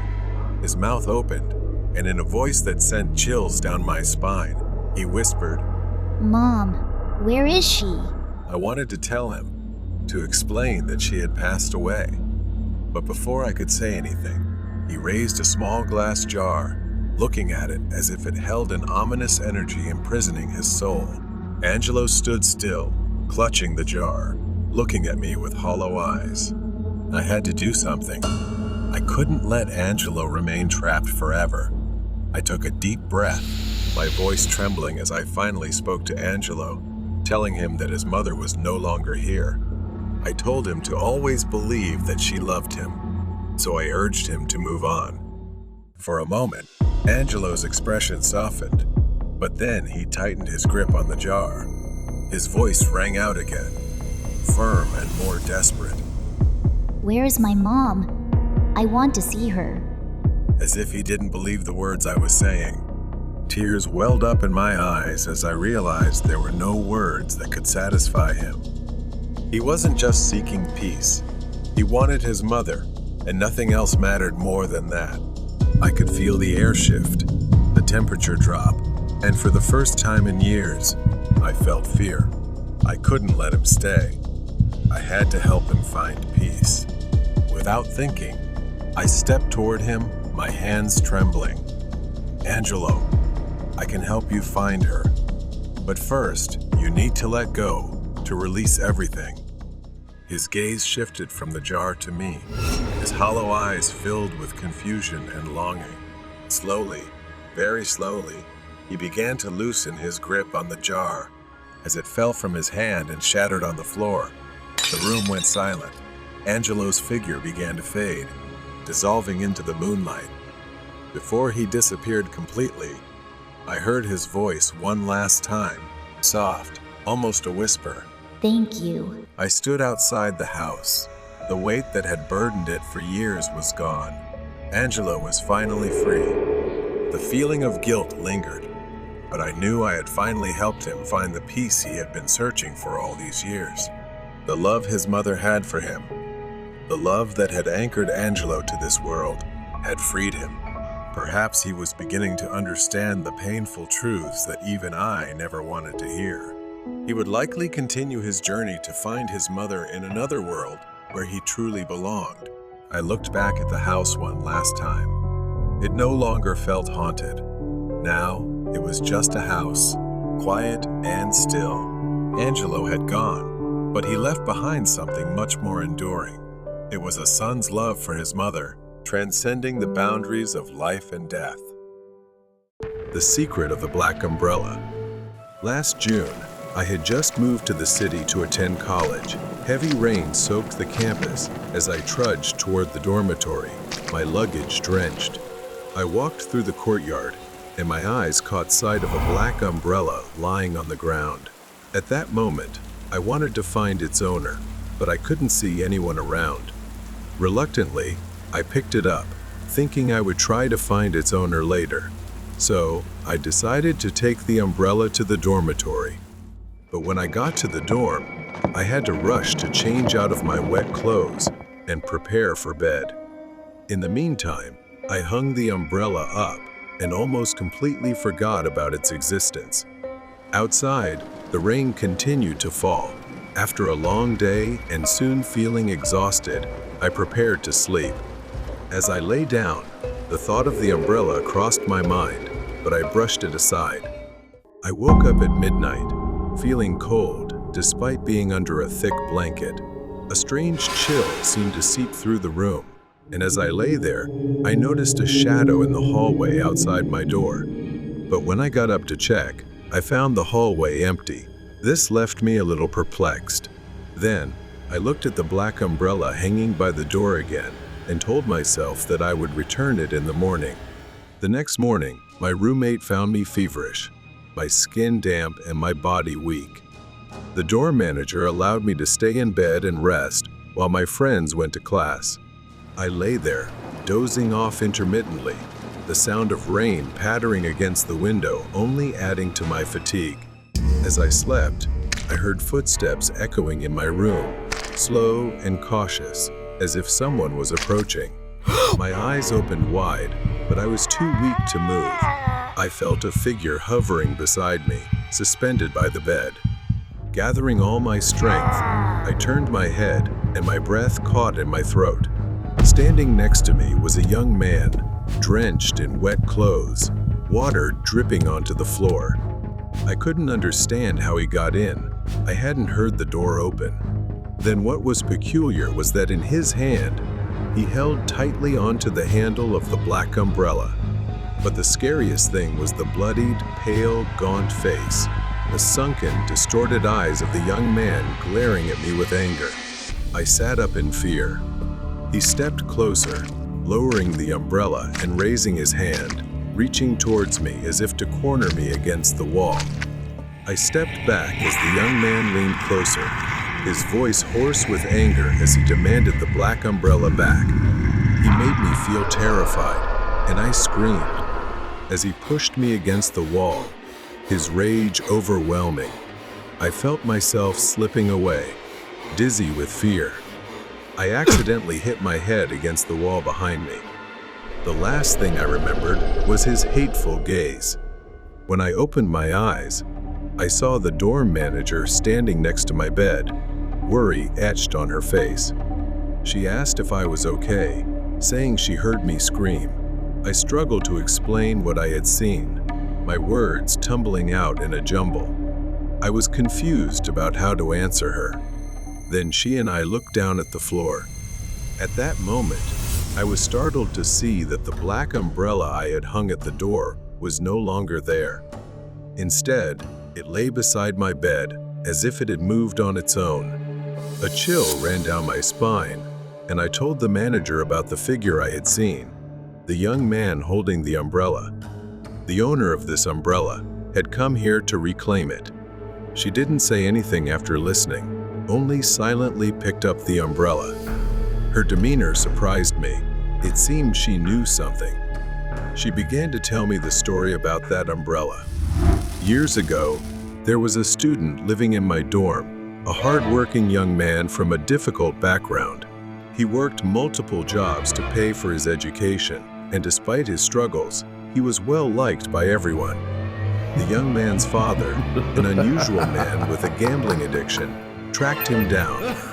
After stealing all the money the young man had saved for his tuition, he vanished without a word. Heartbroken and crushed, the young man's spirit became bleak.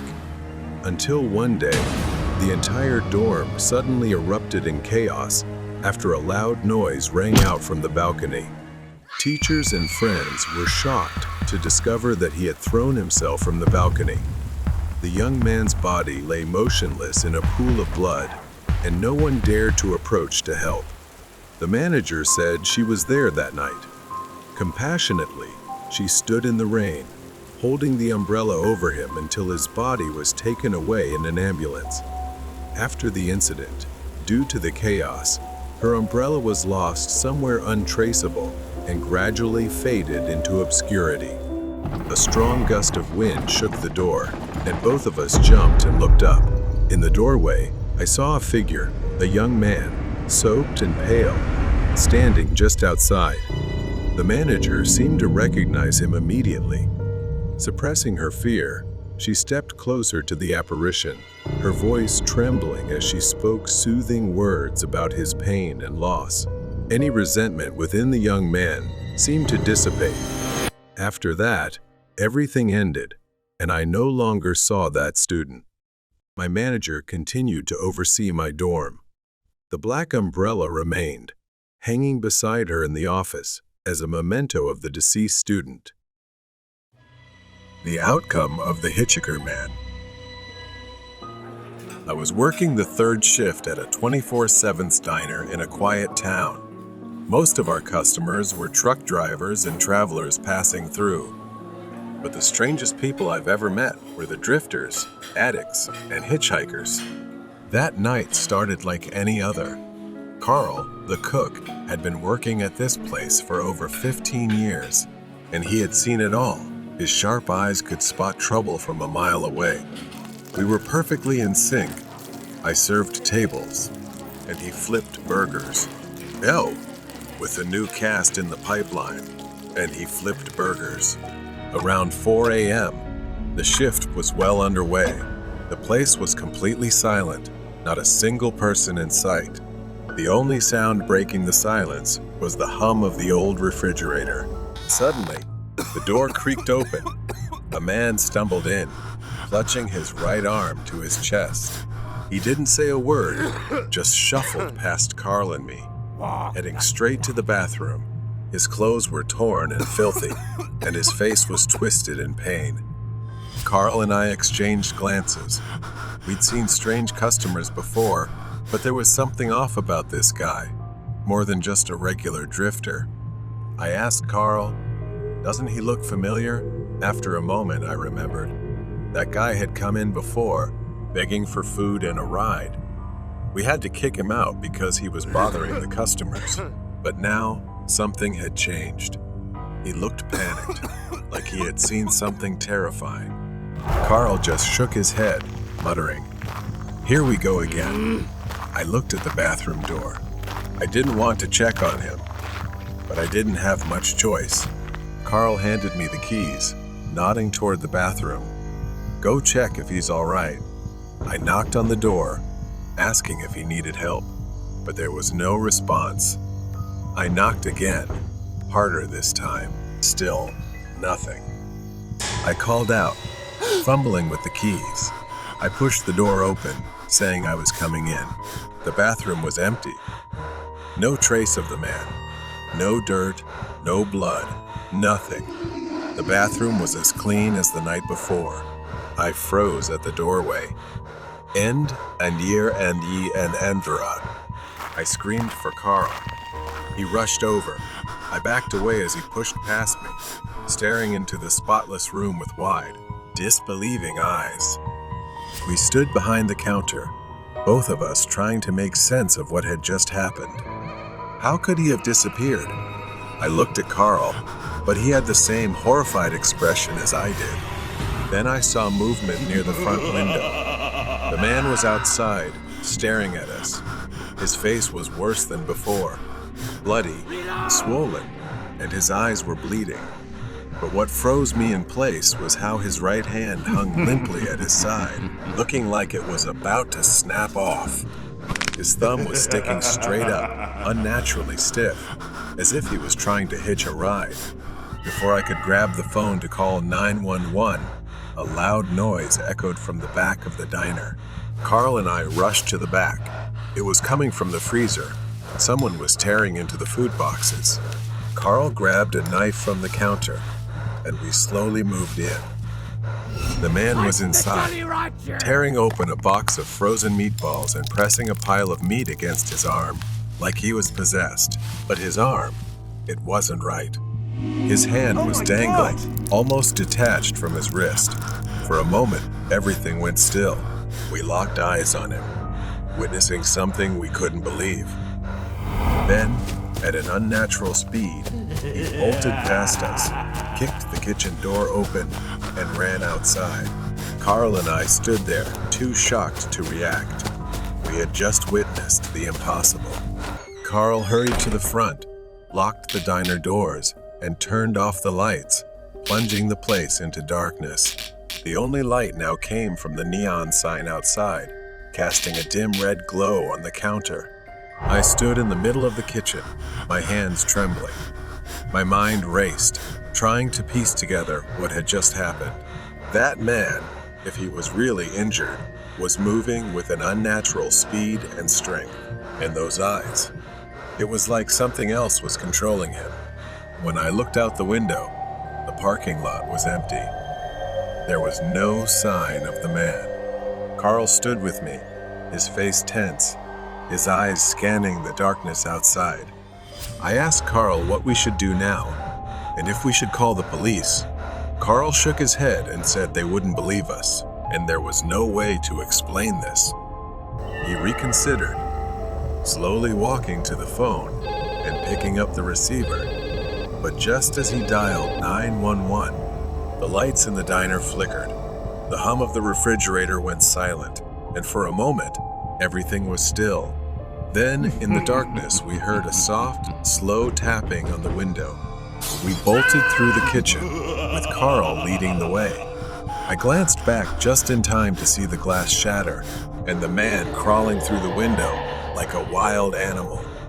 Carl pushed open the back door, and we stumbled out into the alley behind the diner. Carl panted, glancing around. We need to get to the car. We sprinted down the alley, the man's footsteps echoing behind us. He was faster than I expected, his heavy breathing growing louder as he closed in on us. I could hear his raspy voice muttering something, words I couldn't quite make out. Carl reached the car, fumbling with the keys, urging me to get in quickly as the doors unlocked. I yanked the door open and jumped inside just as Carl started the engine. The headlights flicked on, illuminating the man standing at the end of the alley. Now he was covered in blood, his smile wider as he slowly raised his thumb again, rigid and grotesque, like a hitchhiker's signal. Tires screeched as Carl slammed on the gas, and the truck sped out of the alley and onto the road. I glanced into the rear-view mirror, my heart still racing. The man stood motionless at the edge of the diner, watching us disappear into the night. We didn't speak for the first few miles, both of us too stunned to process what had just happened.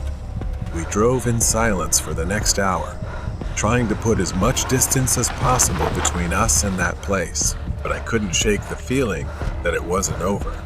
I eventually called the police to report the incident. To my surprise, they told us to head toward a location near the diner. They confirmed that a man matching that description had been reported. A man had been killed in a hit and run accident near the ramp, not far from the diner. As I got closer, I saw it. It was the same man. His body lay by the roadside, his clothes covered in dirt. But the eeriest part was his right hand, still holding that thumb up, just like before. According to the report, the man had survived the initial accident earlier that night and had been able to walk. His desperate search for help led him to our diner before he collapsed on the road. But there was more to the story. It turned out that this man had been involved in a series of violent incidents years earlier, hitchhiking across states and attacking those who picked him up. The police pieced together his history, a fugitive, infamous for attacking victims and vanishing into the night. The accident had broken his body, but it didn't kill him immediately. He had stumbled into the diner, seeking refuge, only to return to the streets, where he was eventually found dead. The police said he had been trying to use his injury to manipulate others. We were lucky to have escaped him. As I stood in the parking lot, staring at the diner, everything started to make sense. The man wasn't a ghost. He was real. Maybe he had finally paid the price in the same way he had hurt others on the road. That was where his twisted journey had come to an end. Weird night at school. I work the night shift as a janitor at a local school. This job is ideal for anyone who enjoys solitude. It's just me, the empty school, and my mop bucket. I only talk to my coworker when it's absolutely necessary. Most of the time, we split the school and don't see each other during the entire shift. One night, the whole school was completely silent. The only sound was the occasional echo of my mop hitting the floor. I've done this thousands of times, but something about this night felt different, like something was watching me from the darkness. I brushed it off and continued cleaning, walking through each hallway.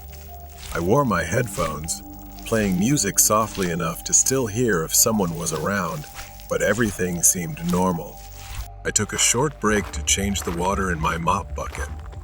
When I came back, I noticed something strange. The wet floor sign I had set up earlier was knocked over.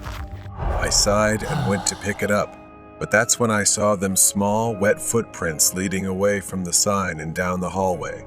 I followed the footprints down the hallway, leading to the stairs up to the second floor. The footprints stopped at the top of the stairs. I paused, trying to hear anything. Then, I saw something move out of the corner of my eye. It was fast, a flash of movement at the end of the hall. My pulse quickened, and I hurried to the end of the hall, but no one was there. Just then, I heard faint laughter, like the giggle of a child. It echoed through the empty school, sending chills down my spine. I turned around, looking for the source of the laughter, but saw no one. A loud crash suddenly broke the silence. The sound came from the first floor. My mop bucket, which I had just filled with clean water, was tipped over, spilling water all over the floor. My blood boiled with frustration. Someone was messing with me, and I wasn't in the mood for games. I grabbed a dry mop and started cleaning up. As I worked, I couldn't shake the feeling of being watched. My mind raced, trying to figure out what was going on. Were there still students in the building, or had someone snuck in after hours? I decided to talk to my coworker. Maybe she had seen something too. She laughed and told me I was messing with her. She looked at me, completely confused, shaking her head. I've been here the whole time. I couldn't make sense of it. I left her station, more confused than ever, and went back to work. Another hour passed. I was trying to make up for lost time when, without warning, the entire school went dark. For a moment, I was surrounded by darkness. Then the emergency lights flickered on, bathing everything in a dim red glow. It was unsettling, like the entire building had turned into the set of a horror movie. I knew where the electrical room was, and since I had the keys, I decided to head there to fix the lights. But before I could get there, I heard a scream. My coworker's scream, filled with fear, echoed through the school. I ran toward the electrical room, fear rising inside me. When I reached the door, I noticed it was slightly ajar. My heart pounded in my chest.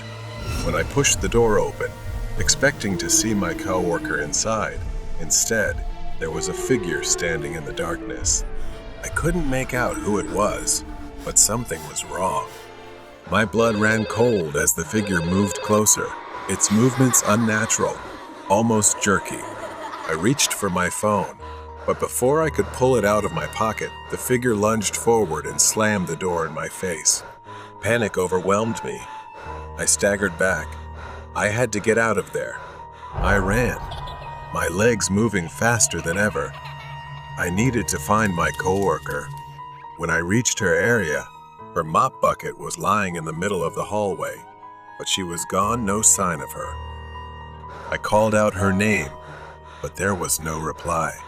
The only sound was that faint laughter again, echoing through the empty hallway.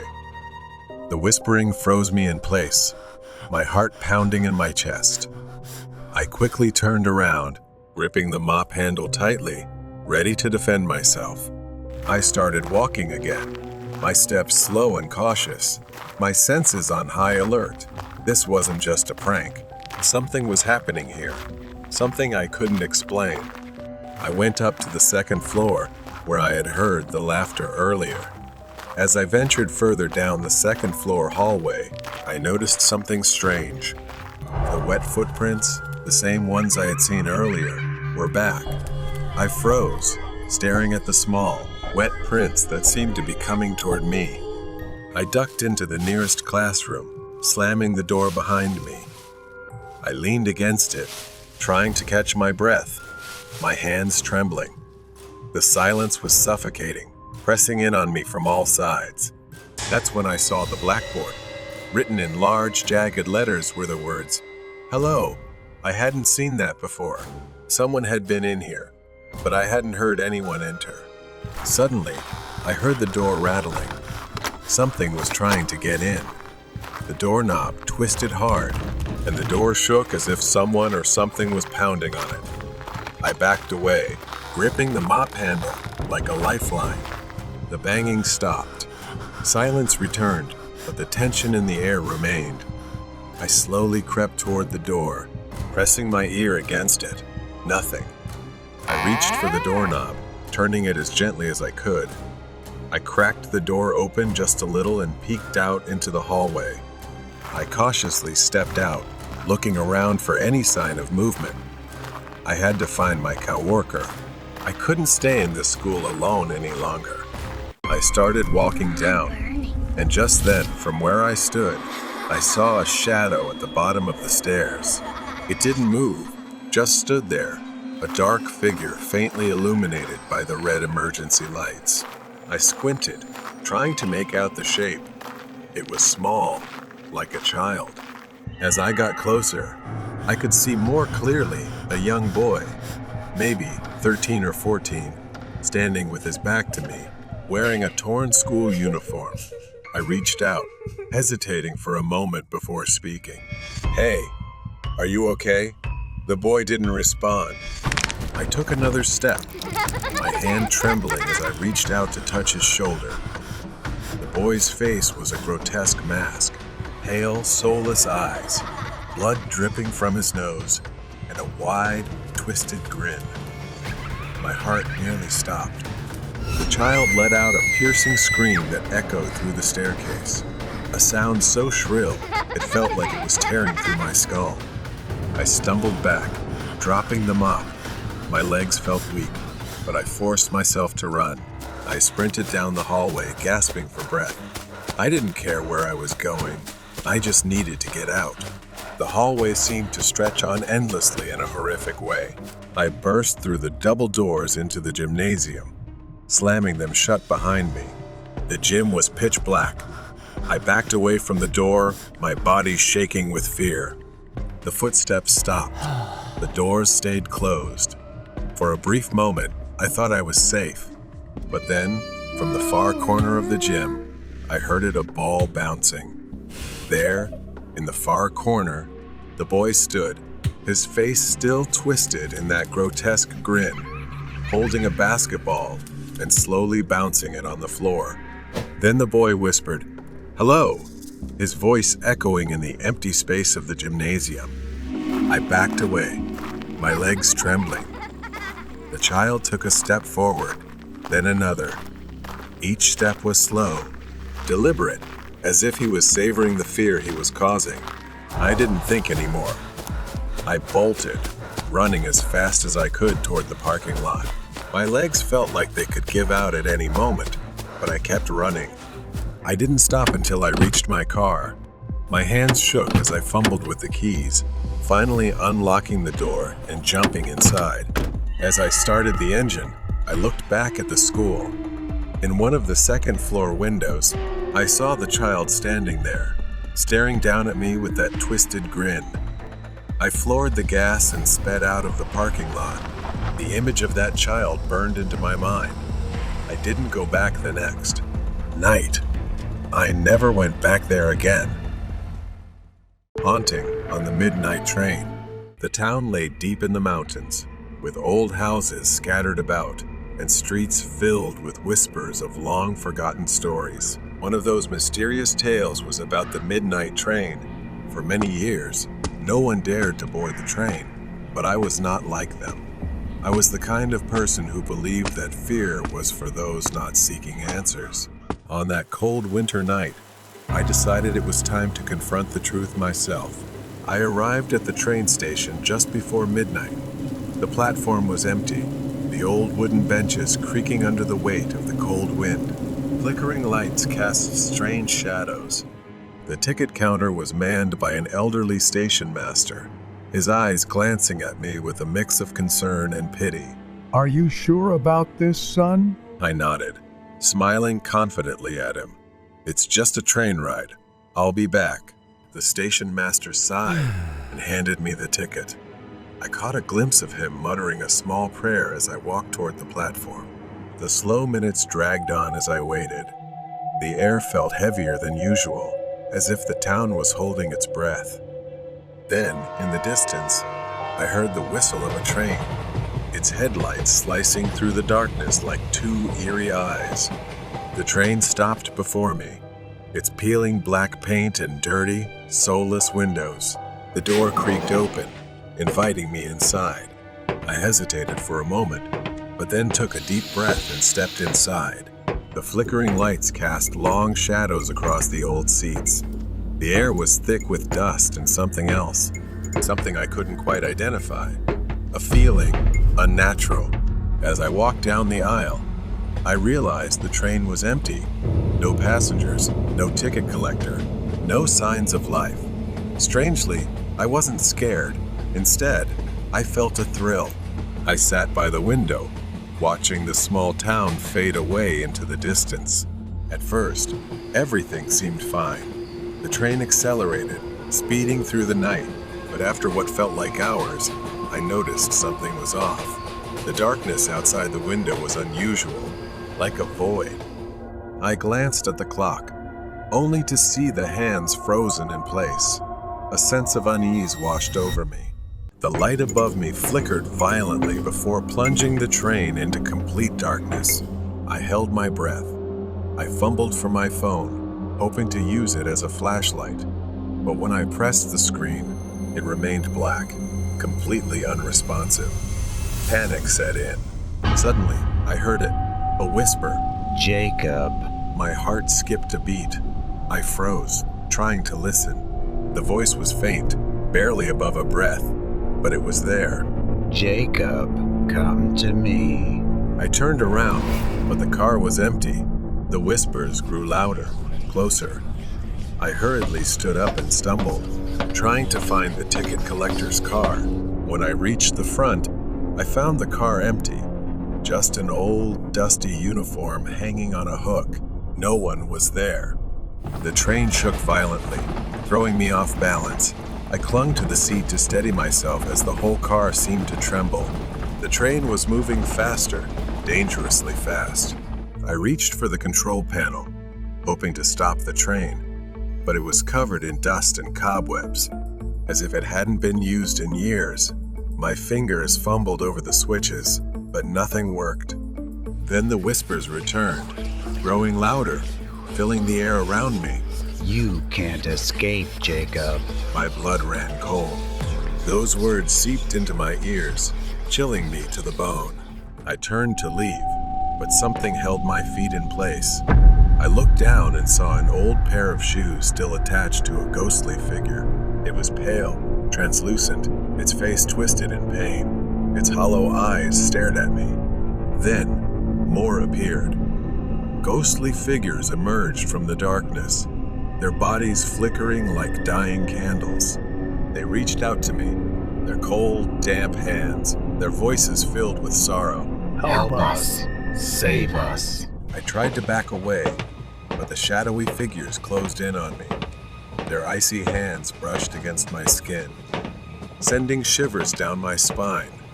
Desperate, I pushed them away, their cries echoing in my ears. I needed to escape now. At the back of the train, I found a locked door leading outside. I pounded on it, shouting, but it wouldn't budge. Then, in the corner of the car, I noticed a faint light. I knelt down and lifted a loose floorboard, revealing a hidden compartment. Inside was an old, dust-covered journal. The journal belonged to the original train conductor. He described strange occurrences and ghosts. His final entry spoke of a curse, a train cursed to hold the souls of the dead on board, and there was only one way to break it, by confronting the source of the haunting and seeking out the mirror in the car to destroy it. Determined, I followed through to the back of the train.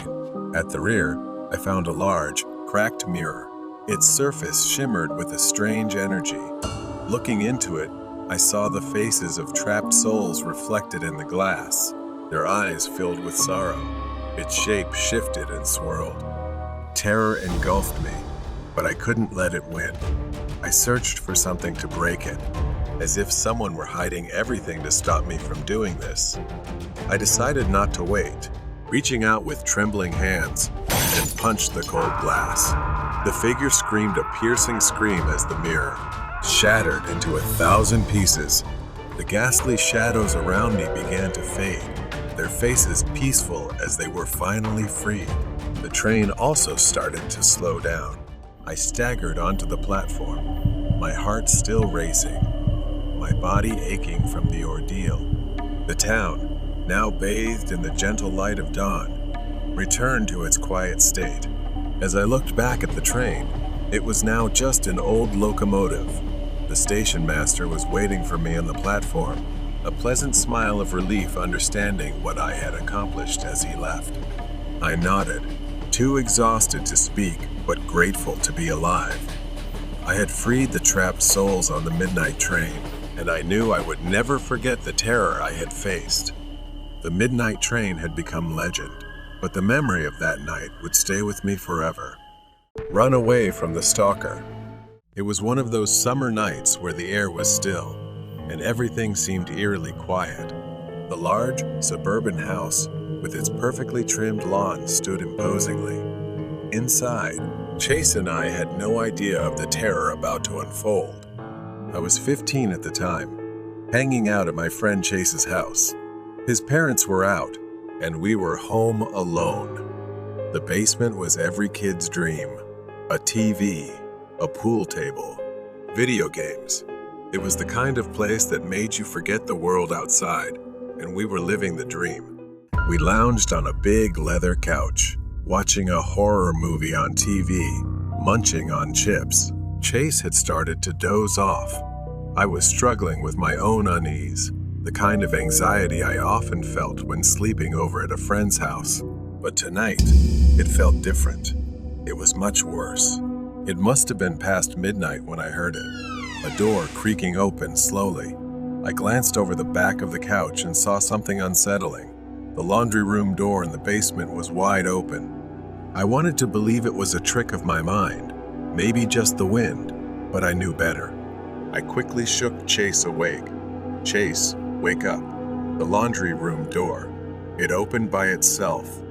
Chase, groggy and half asleep, mumbled something about it happening all the time and told me to go back to sleep. He didn't seem panicked, but I couldn't shake the strange feeling crawling down my spine. I insisted that we go close it together. We both got up and cautiously shut the door. Chase flopped back onto the couch, falling asleep within minutes.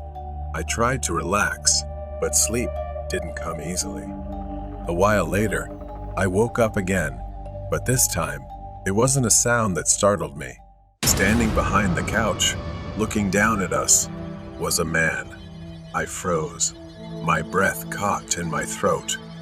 The man was pale, sickly looking, with sunken eyes and an expression that was deeply unsettling. He stood there, motionless, just staring at us. I screamed, a sound that shattered the stillness of the night. Chase jolted awake, his eyes wide with horror as he saw the man advancing toward us. In our panic, we ran. The basement had two exits, one leading upstairs to the front door, the other to a sliding door at the patio. In our terror, we split up. I ran for the patio while Chase bolted up the stairs. Gasping for breath, I quickly called the police, shouting out the address and frantically explaining that someone had broken into the house. But Chase, I couldn't leave him behind. I circled the house, sneaking back in through the same door I had used to escape. My heart pounded as I stepped inside. It was too quiet. The kind of quiet that makes your skin crawl. I knew I had to find Chase. I moved as quietly as I could, climbing the stairs, each step creaking beneath me. The house was massive, and the silence was suffocating. Then I heard it, Chase's voice. His scream, a desperate, terrified scream for help. I bolted up the stairs, my legs trembling.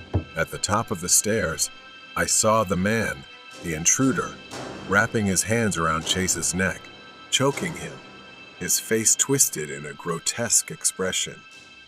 Chase's eyes were wide, his face flushed as he struggled to breathe. I grabbed the closest thing I could, a heavy sports trophy from Chase's room. Without thinking, I charged at the man.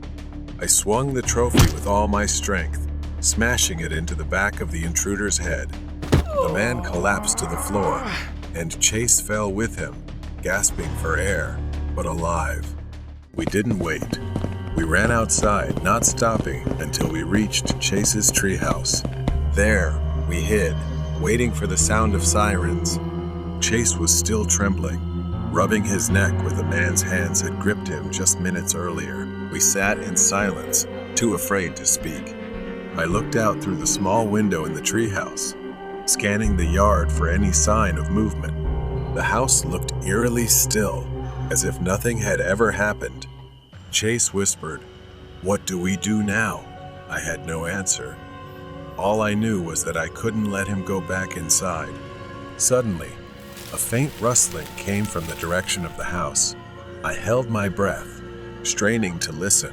At first, it was soft, like footsteps on grass. Then, I saw him, the man. He was slowly walking across the yard, his movements deliberate. His sunken eyes stared straight ahead, almost robotic, as he made his way toward the treehouse. I grabbed Chase's arm, pulling him away from the window. "He's coming." We both backed into the corner of the tiny treehouse, barely breathing.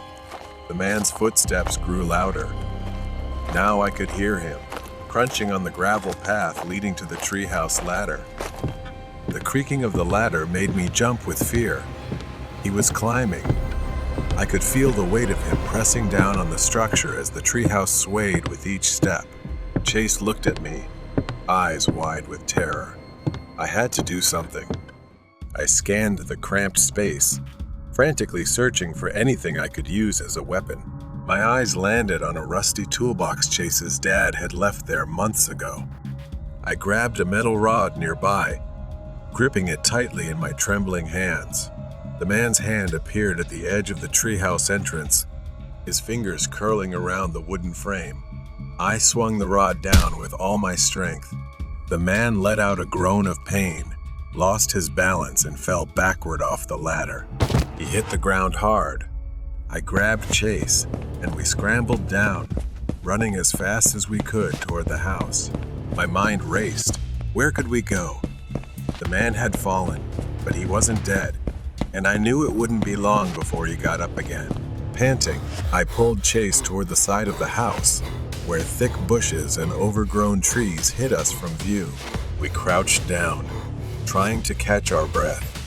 Suddenly, headlights appeared in the distance, the sound of tires crunching on gravel. It was the police. I whispered to Chase to wave for help. We stood cautiously, peering around the bushes. The man was nowhere to be seen. I signaled to Chase to follow me. We darted toward the driveway as the police car came to a stop. Relief washed over me as two officers stepped out, immediately scanning the area. I shouted, "He's still here!" "He's..." Before I could finish, the man emerged from the shadows, appearing from the side of the house. His movements were slower, more deliberate. Blood dripped from a gash on his head. The officers drew their weapons, ordering him to stop. But he didn't listen. He kept walking toward us, his eyes locked on Chase and me. The man ignored them, continuing his slow, deliberate walk. And then, without warning, he charged at us in a terrifying sprint. A gunshot from the police tore through the night. The man staggered, collapsing to the ground, gasping for breath. A wave of numbness washed over me. It was finally over. That night, as Chase and I sat in the police station, I learned that the man was a drifter, living in abandoned houses across the city. He was mentally unstable, with a history of violent behavior. But the most chilling detail? In his pocket, they found a crumpled old photograph. It was of Chase's house. The man had been watching us for a long time. Chase and I stood outside the police station, waiting for our parents to arrive. The terror of the night still weighed heavily on us. It served as a reminder that real horror doesn't always come from the darkness. Sometimes it's standing right behind you, watching. Pharmacy obsession. It was a quiet evening. Lily had been working as a pharmacy technician for a few years. It was a simple job, filling prescriptions and dispensing medications. The pharmacy had its regular customers. Some were friendly, while others were a bit odd, but everyone got used to them. Joe was one of those regulars, a man in his mid-30s who came by often. He stood out with his long, disheveled hair and eccentric clothing. Lily had seen Joe and his elderly mother many times. She was always his caretaker, bringing Joe in to get his medication. The mix of drugs he needed included antipsychotics, antidepressants, anti-anxiety meds, and a type of medicine for infectious diseases. Joe always complimented Lily and called her Kitty because she wore a pink bow hair clip. It was harmless, though strange. Lily would politely smile, chat, and give him his medication. He never made her feel unsafe. One day, Joe's mother came alone. She looked tired, older than before. She told them that Joe wasn't well. He had stopped taking his antipsychotic medication and was becoming unpredictable, sometimes even aggressive. She could no longer control him. The court had declared Joe unfit to make decisions, so he was admitted to a mental health facility. Lily felt a bit sad, missing the familiar face, but relieved knowing Joe was being taken care of. For months, they didn't see Joe. The facility's staff regularly picked up his prescriptions, and life at the pharmacy went on as usual. Then, one Friday night, everything changed. It was late.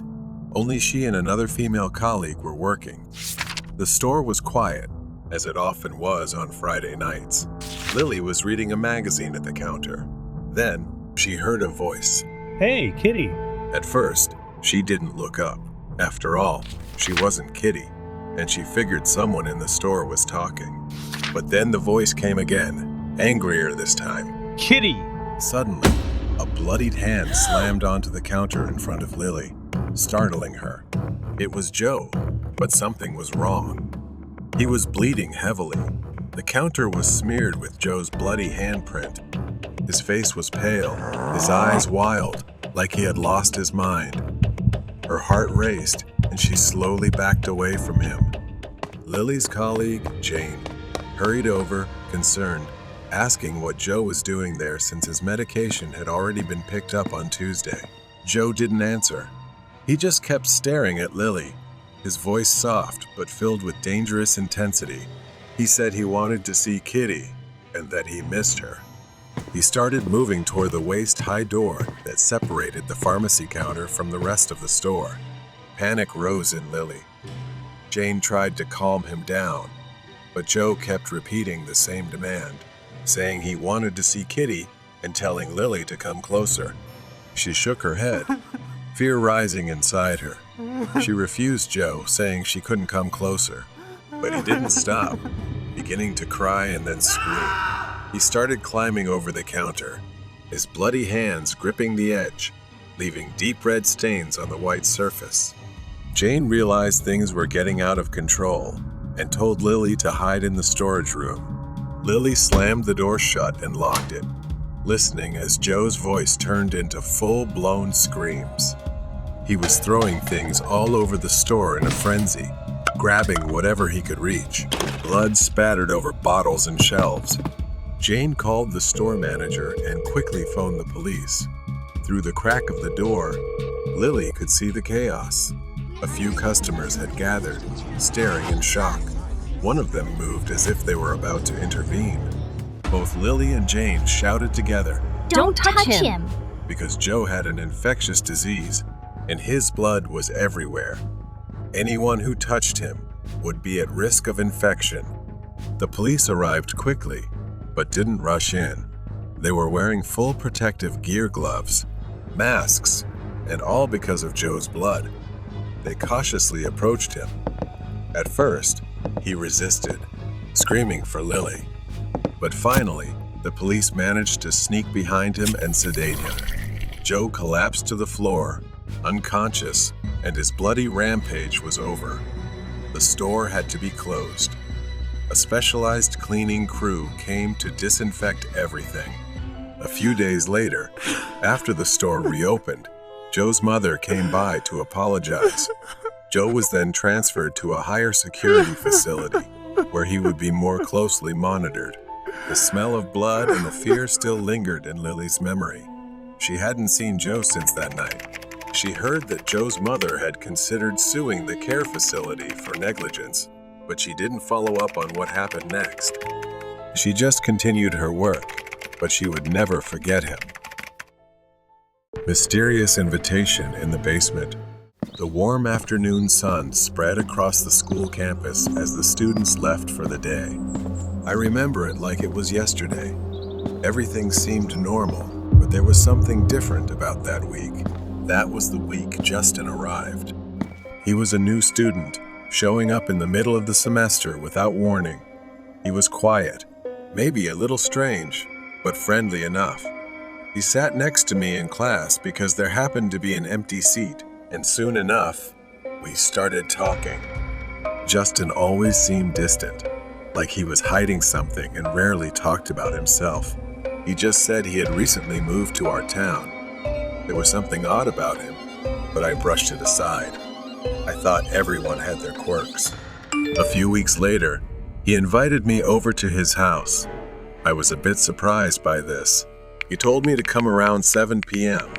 I wasn't particularly excited, but I agreed.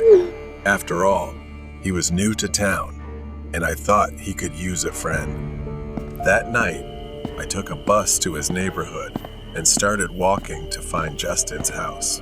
His home was in a rundown area. The houses were small, and the streets were eerily quiet. The porch light was off when I arrived, and the windows were dark. I texted Justin to let him know I was there. After a minute with no reply, I moved closer to the front door. It was unlocked. I paused for a moment, then pushed the door open.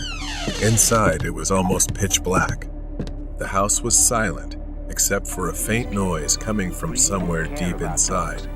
I stood at the entrance, calling out for Justin, but there was no answer. My phone buzzed, and finally, he responded, "Come in. I'm in the basement." I went down the basement stairs. The sound of a TV or video game echoed from the basement. The basement door was slightly ajar, and the noise grew louder as I approached. I figured Justin was playing something. The basement was darker than the rest of the house, with just a faint light flickering. As I descended, the sounds of gunfire and explosions became clearer, but something felt wrong. I called out to Justin again, but the only answer I got was the echo of my own voice. At the bottom of the stairs, I hesitated. It was pitch black, except for the flicker of a TV somewhere in the distance. I moved forward, inching through the darkness, toward the faint light. I called out again, louder this time, "Justin," but still nothing. Suddenly, I felt it, a hard shove from behind. I stumbled and hit the ground face first. The impact knocked the wind out of me, and I lay there for a moment, stunned. Laughter echoed through the basement. I staggered to my feet, my heart racing. I turned, trying to see who had pushed me, but the darkness swallowed everything. Then came another shove, harder this time, sending me sprawling to the floor again. The laughter started up once more. It felt like I was being toyed with. Panic hit me. My legs were trembling. Someone kicked my legs as I tried to stand, knocking me down again. I had to get out now. I sprinted toward the stairs, my feet slipping on the slick concrete floor. My heart pounded in my chest. Footsteps echoed behind me, and the laughter still rang in my ears. My hands fumbled in the dark, desperately searching for the railing. My foot caught on the bottom step, and I stumbled, but I managed to catch myself. I burst through the front door and ran. When I got home, I texted Justin, wanting to know what the hell had just happened, but he never responded. The next day at school, I expected him to show up and either laugh it off or offer an explanation. But Justin didn't say a word. He sat there, silent, avoiding my gaze. Then, one Monday, he was gone. His desk was empty, with no books or belongings. There were rumors that he had moved away, but no one seemed to care. But I did. I couldn't stop thinking about that night.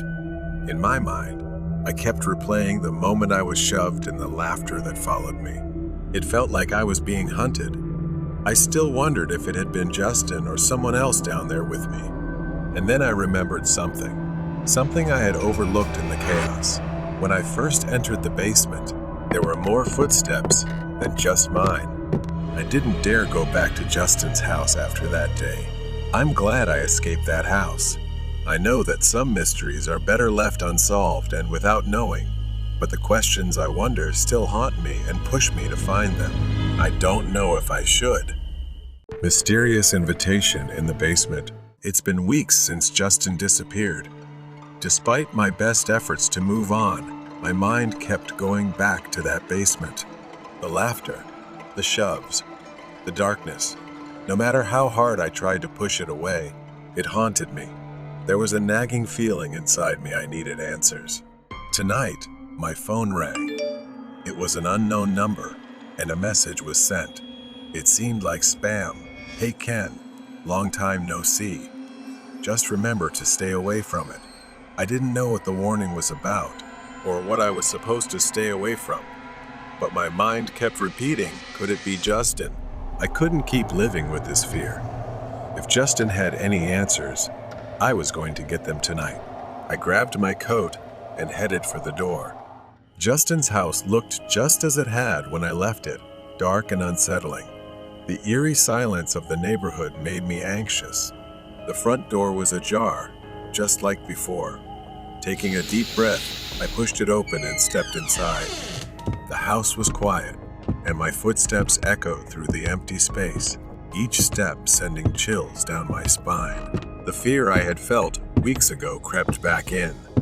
I cautiously headed straight for the basement. The door was wide open. The stairs creaked beneath me as I descended into the pitch-black void. I gripped my phone tightly, using its light to guide me, but the beam barely cut through the suffocating darkness.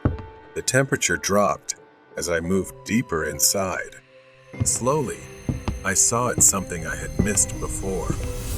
In the faint glow of my phone, I noticed strange symbols carved into the walls, jagged and confusing like runes. Suddenly, a flicker of movement caught my attention.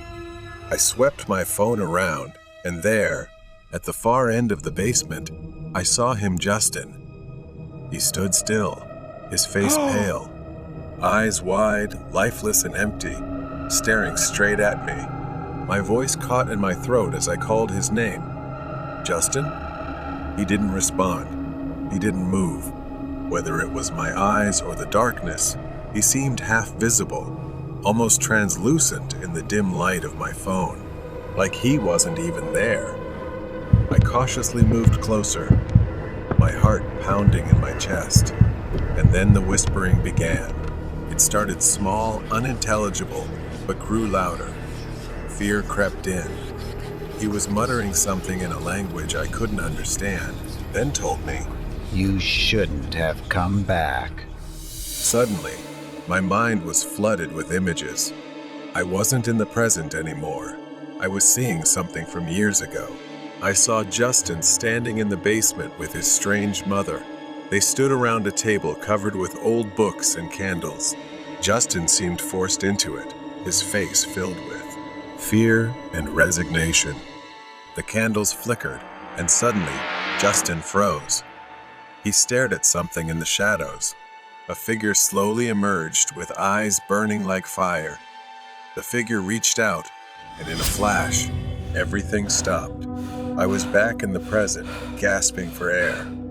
I stepped back, my eyes scanning the basement. Justin's body twitched, his mouth curling into a grotesque, twisted smile as he said, It never left. It's been waiting for you. I tried to move, but I couldn't. The ground beneath me trembled, and I felt invisible, icy hands pulling me down.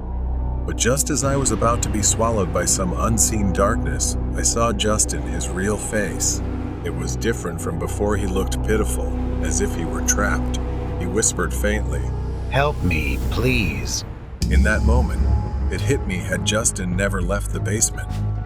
Had he been trapped here all this time? I screamed his name, Justin, but my voice was swallowed by the darkness.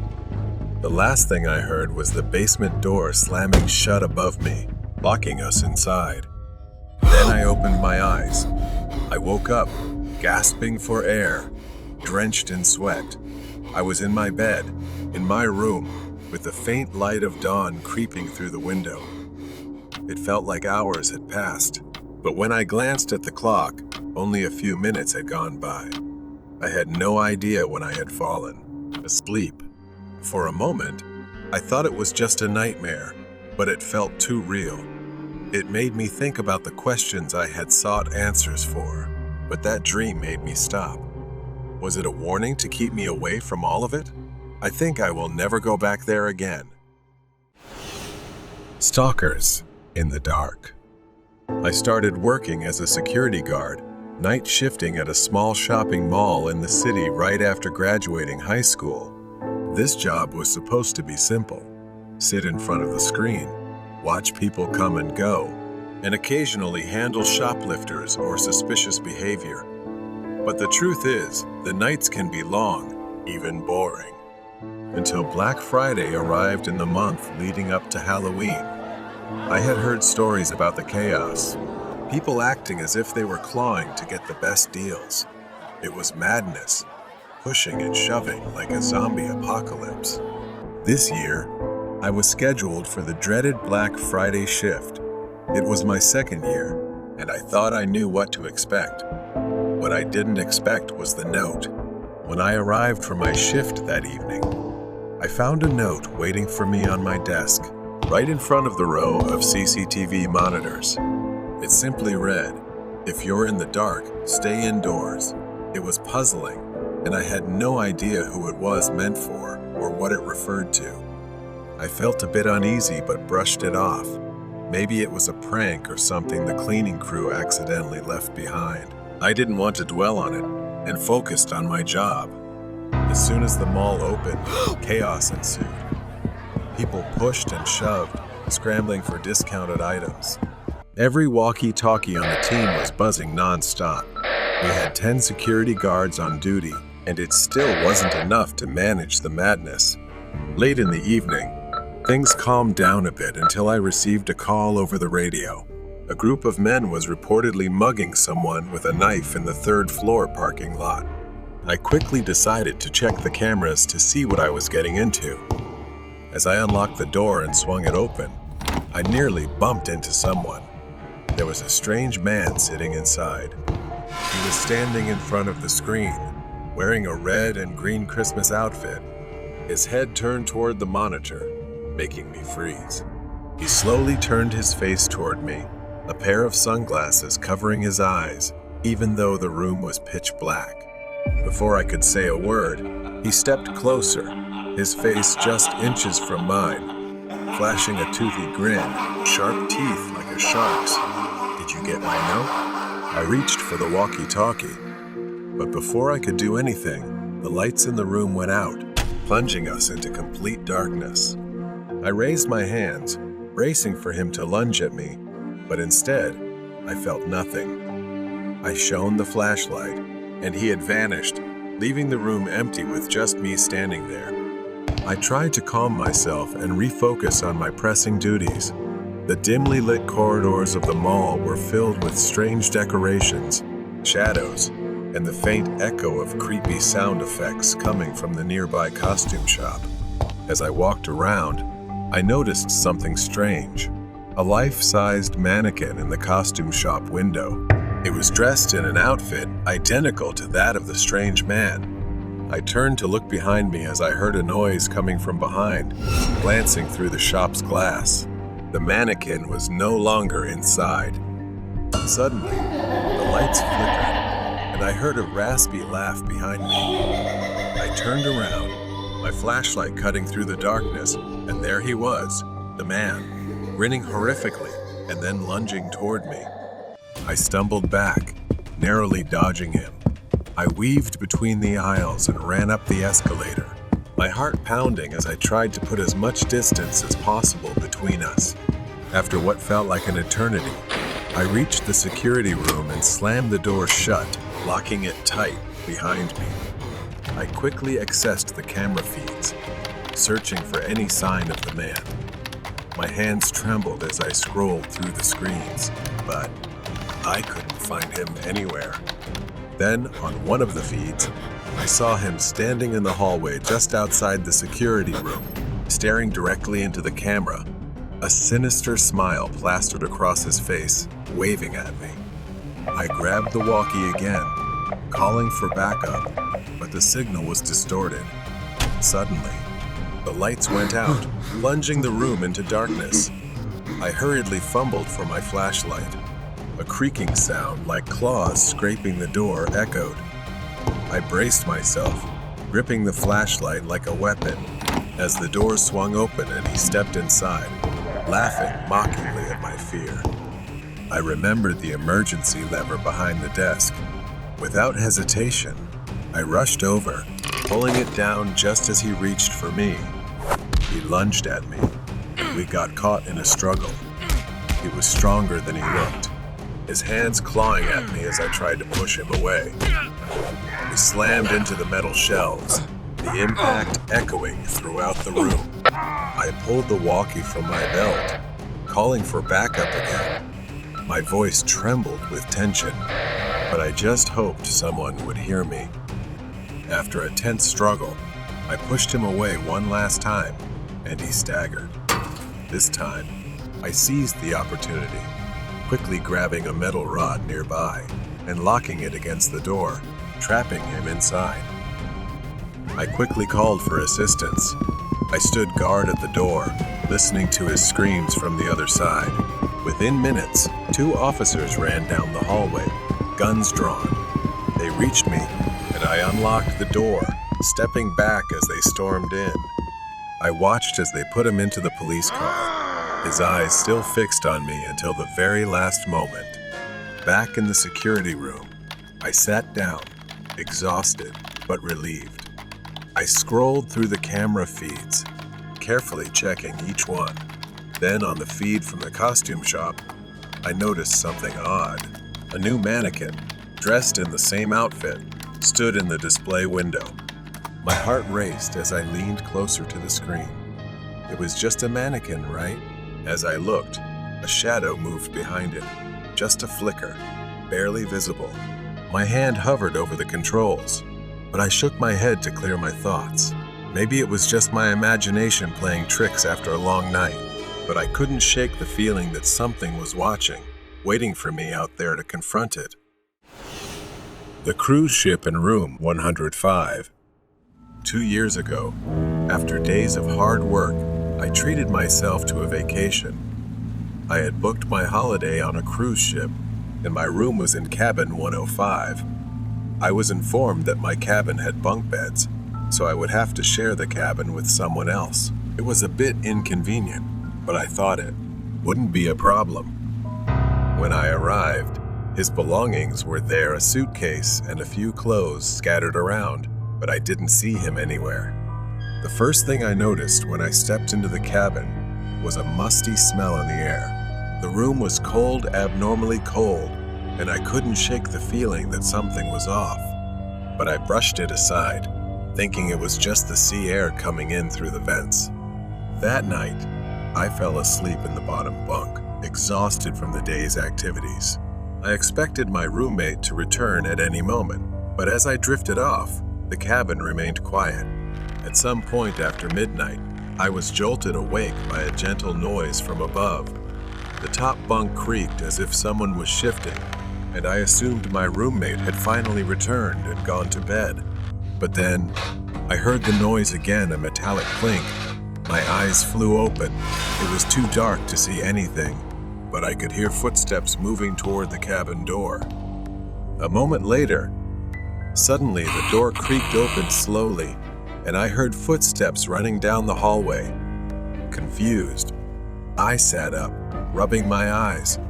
Had my roommate come in and left without saying a word? The door remained ajar, gently swaying as the ship rocked with the waves. I got out of bed, walked over, and closed the door, the cold draft from the hallway sending chills down my spine. I looked up at the top bunk, the curtain drawn. The figure I had heard was gone, but there was something unsettling about the way the curtain hung, almost as if someone or something was still there, hiding behind it. When I woke up the next morning, the ship was gently swaying on the waves, but the cabin was freezing. The window was wide open, and the musty smell was worse than ever. The curtain on the top bunk was still drawn, and my roommate was nowhere to be found. I hadn't heard a single sound or voice from him. I decided to talk to a staff member about the discomfort of the cabin. His name was Nicky. I began explaining the cold, the foul smell, and the strange occurrences from the night. He listened, but as soon as I mentioned cabin 105, his expression changed. He asked me with a pale face if I was in cabin 105. I answered, confused by his reaction, and asked what was wrong. He hesitated for a moment, glancing around as if afraid someone might be eavesdropping. Then, in a low voice, leaning in and whispering, "There's something wrong with that cabin. Every passenger who's ever stayed there has disappeared. They all fell overboard. No one knows why. We're not allowed to talk about it. They say it's cursed." Having said that, he quickly left, leaving me standing there, stunned in shock. That night, I returned to the cabin, trying to suppress my fear. The curtain on the top bunk was still drawn tight, and the air was colder than ever. I couldn't shake the feeling that I wasn't alone, even though I hadn't seen my roommate since I arrived. I decided to pull the curtain back to see for myself. My hands trembled as I reached for the curtain. I slowly pulled it back, hoping to find nothing. And indeed, there was nothing there, just an empty bed. The smell of the sea was now stronger, pungent and overwhelming. I could almost taste the salt on my tongue. Suddenly, the cabin door creaked open, and a cold gust of wind swept in. The room plunged into darkness as the flickering lights finally went out. My heart raced in my chest, and I heard it again, the sound. It was the sound of gentle footsteps again, but this time, they didn't come from the hallway. They came from the top bunk. I turned around just as I heard the creak that seemed to echo throughout the room. My blood ran cold. I could barely make out the shape of something moving beneath the blanket on the top bunk, writhing like a mass, and I could see the blanket suddenly swell oddly as if something was growing underneath it. I stepped back in fear as a pale, dripping hand slid out from beneath the blanket. It wasn't a human hand. It was swollen, grayish, the fingers puffy and twisted. The smell of rotting seaweed filled the air. I screamed, bolting out of the cabin, not stopping until I reached the deck. The cold night air hit me, and I leaned against the railing, trying to catch my breath. But when I looked up, the sight before me left me breathless. There, on the deck, was the shadow of a man. His body was pale and bloated, his clothes tattered and soaked. His hollow eyes stared at me, empty and soulless. I ran to one of the ship's staff, desperate to tell him what had happened. He listened, his expression serious, as he quietly said, "Cabin 105. I've heard the stories, but no one has ever seen what you have." He suggested that after his shift, he would come to the room with me to prove there was a reasonable explanation. I didn't want to go back, but I had no choice. The ship was full, and there was nowhere else for me to stay. He and I sat in the cabin, the door locked. We searched the room from top to bottom, but found nothing out of the ordinary. We had a glass of whiskey, trying to ease my tension. He began to tell me that the first time this happened was a month ago. The man in that cabin had issues. He had escaped from a mental hospital and booked a ticket for this cruise. They said he jumped overboard to end it all. But every passenger since then has seen something. Just then, as Nikki spoke, the window latch began to slowly turn, as if someone were on the other side. His face paled as the window opened on its own. The smell of the sea flooded the room, and the lights flickered once more. Something moved on the top bunk. Nikki stood up, eyes wide in fear at something on the bed. I turned around, my heart pounding. There, on the top bunk, was the figure of a pale, bloated man, soaked in seawater. His lifeless eyes stared down at us as he reached out his hand. Nikki rushed toward the door, but it was too late. The figure leaped off the bed, its cold, wet hands wrapping around his throat. He screamed, trying to break free, but it was too strong. It tightened, choking the life out of him. I grabbed the cross around my neck and held it up. It let out a scream of terror and released him, turning its deadly white eyes towards me. With one last desperate push, I flung the door open, and the figure rushed through, disappearing into the dark hallway. The figure seemed to dissolve into the night, its body sinking into the dark waters below. We stood on the deck, gasping for breath, the horror of what just happened sinking in. By morning, after witnessing everything, they had sealed off cabin 105. No one was allowed inside anymore. The ship continued its journey, but the horror lingered. Cabin 105 was cursed, and whatever haunted it would never truly disappear. Abandoned house on Halloween. The dim light of Halloween decorations danced on the walls, casting strange shadows that seemed to come alive. This was the day I had always looked forward to. My friends were out gathering candy, but I was too anxious to join them this year. As I stared into the flickering light of the TV, I couldn't shake the feeling that this Halloween would be different. Finally, I gathered the courage to step outside.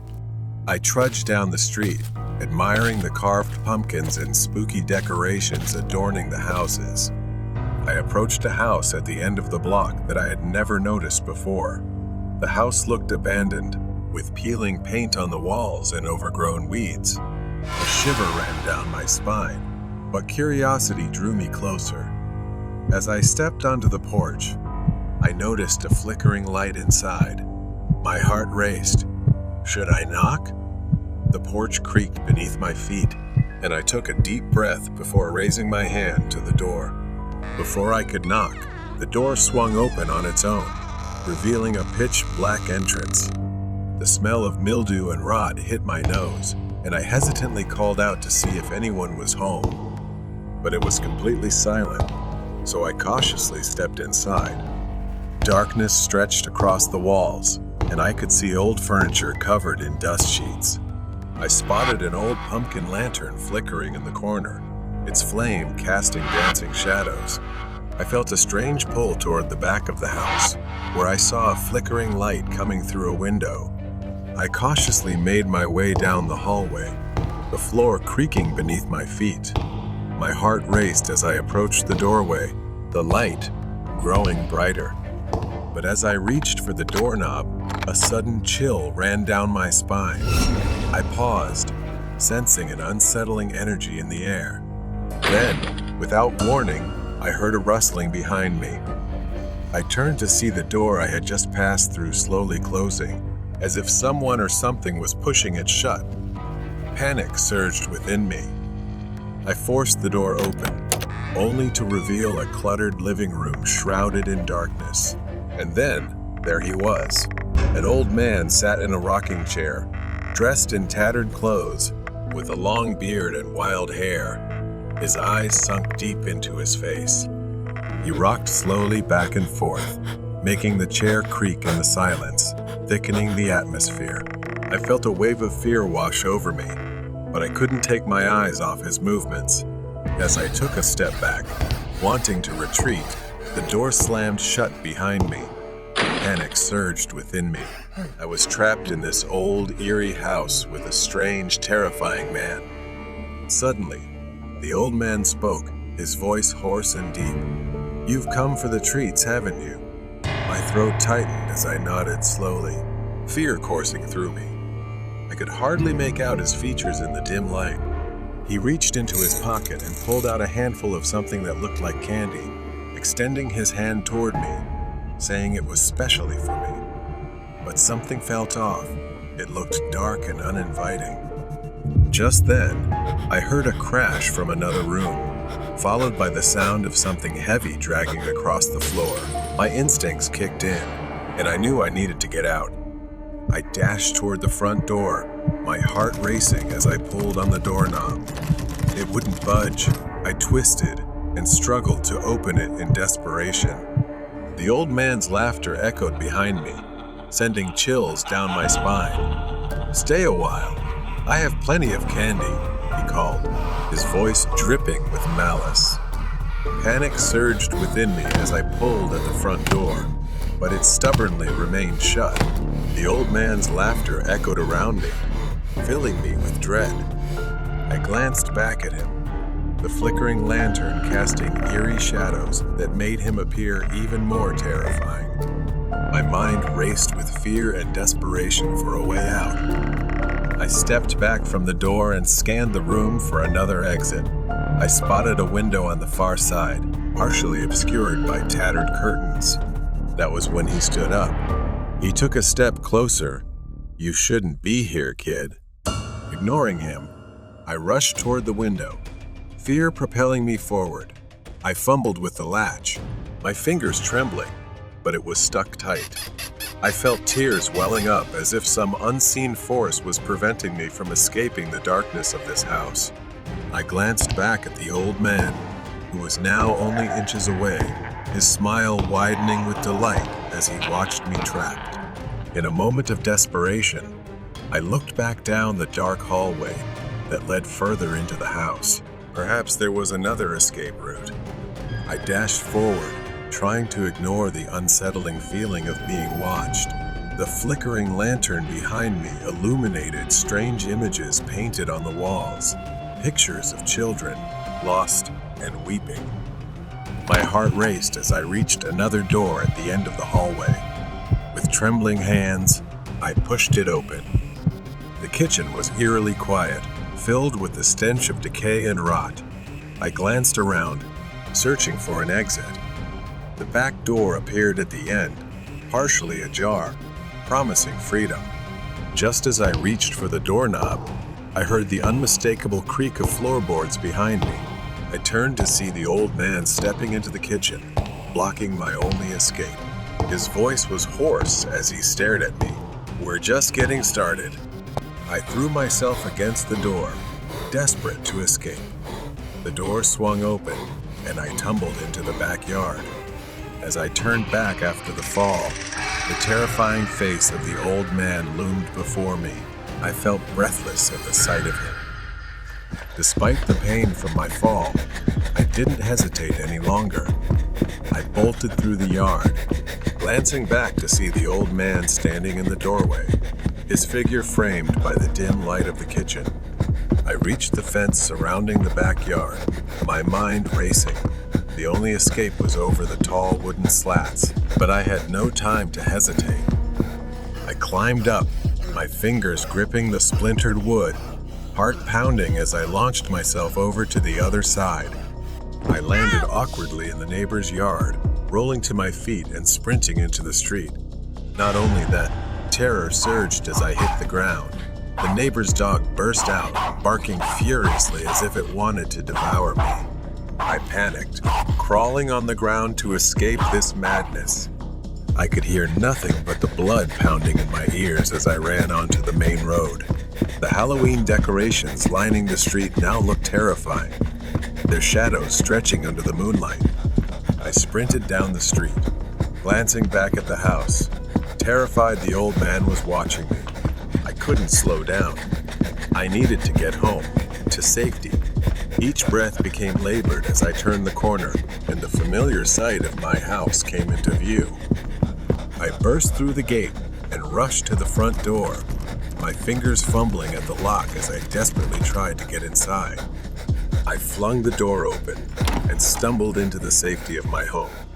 Gasping for breath, heart pounding, I slammed the door shut behind me, locking it immediately and sliding down against the door. My mom was still at work, and the house felt eerily quiet. As I peered outside, a figure moved through the yard. My heart skipped a beat. I squinted, but thankfully it was just a neighbor walking their dog. I exhaled, relief flooding through me, but it didn't last long. As I lay in bed that night, darkness enveloped me. I couldn't shake the feeling that the old man was still out there, waiting in the shadows. Perhaps this Halloween would be one filled with terror for me.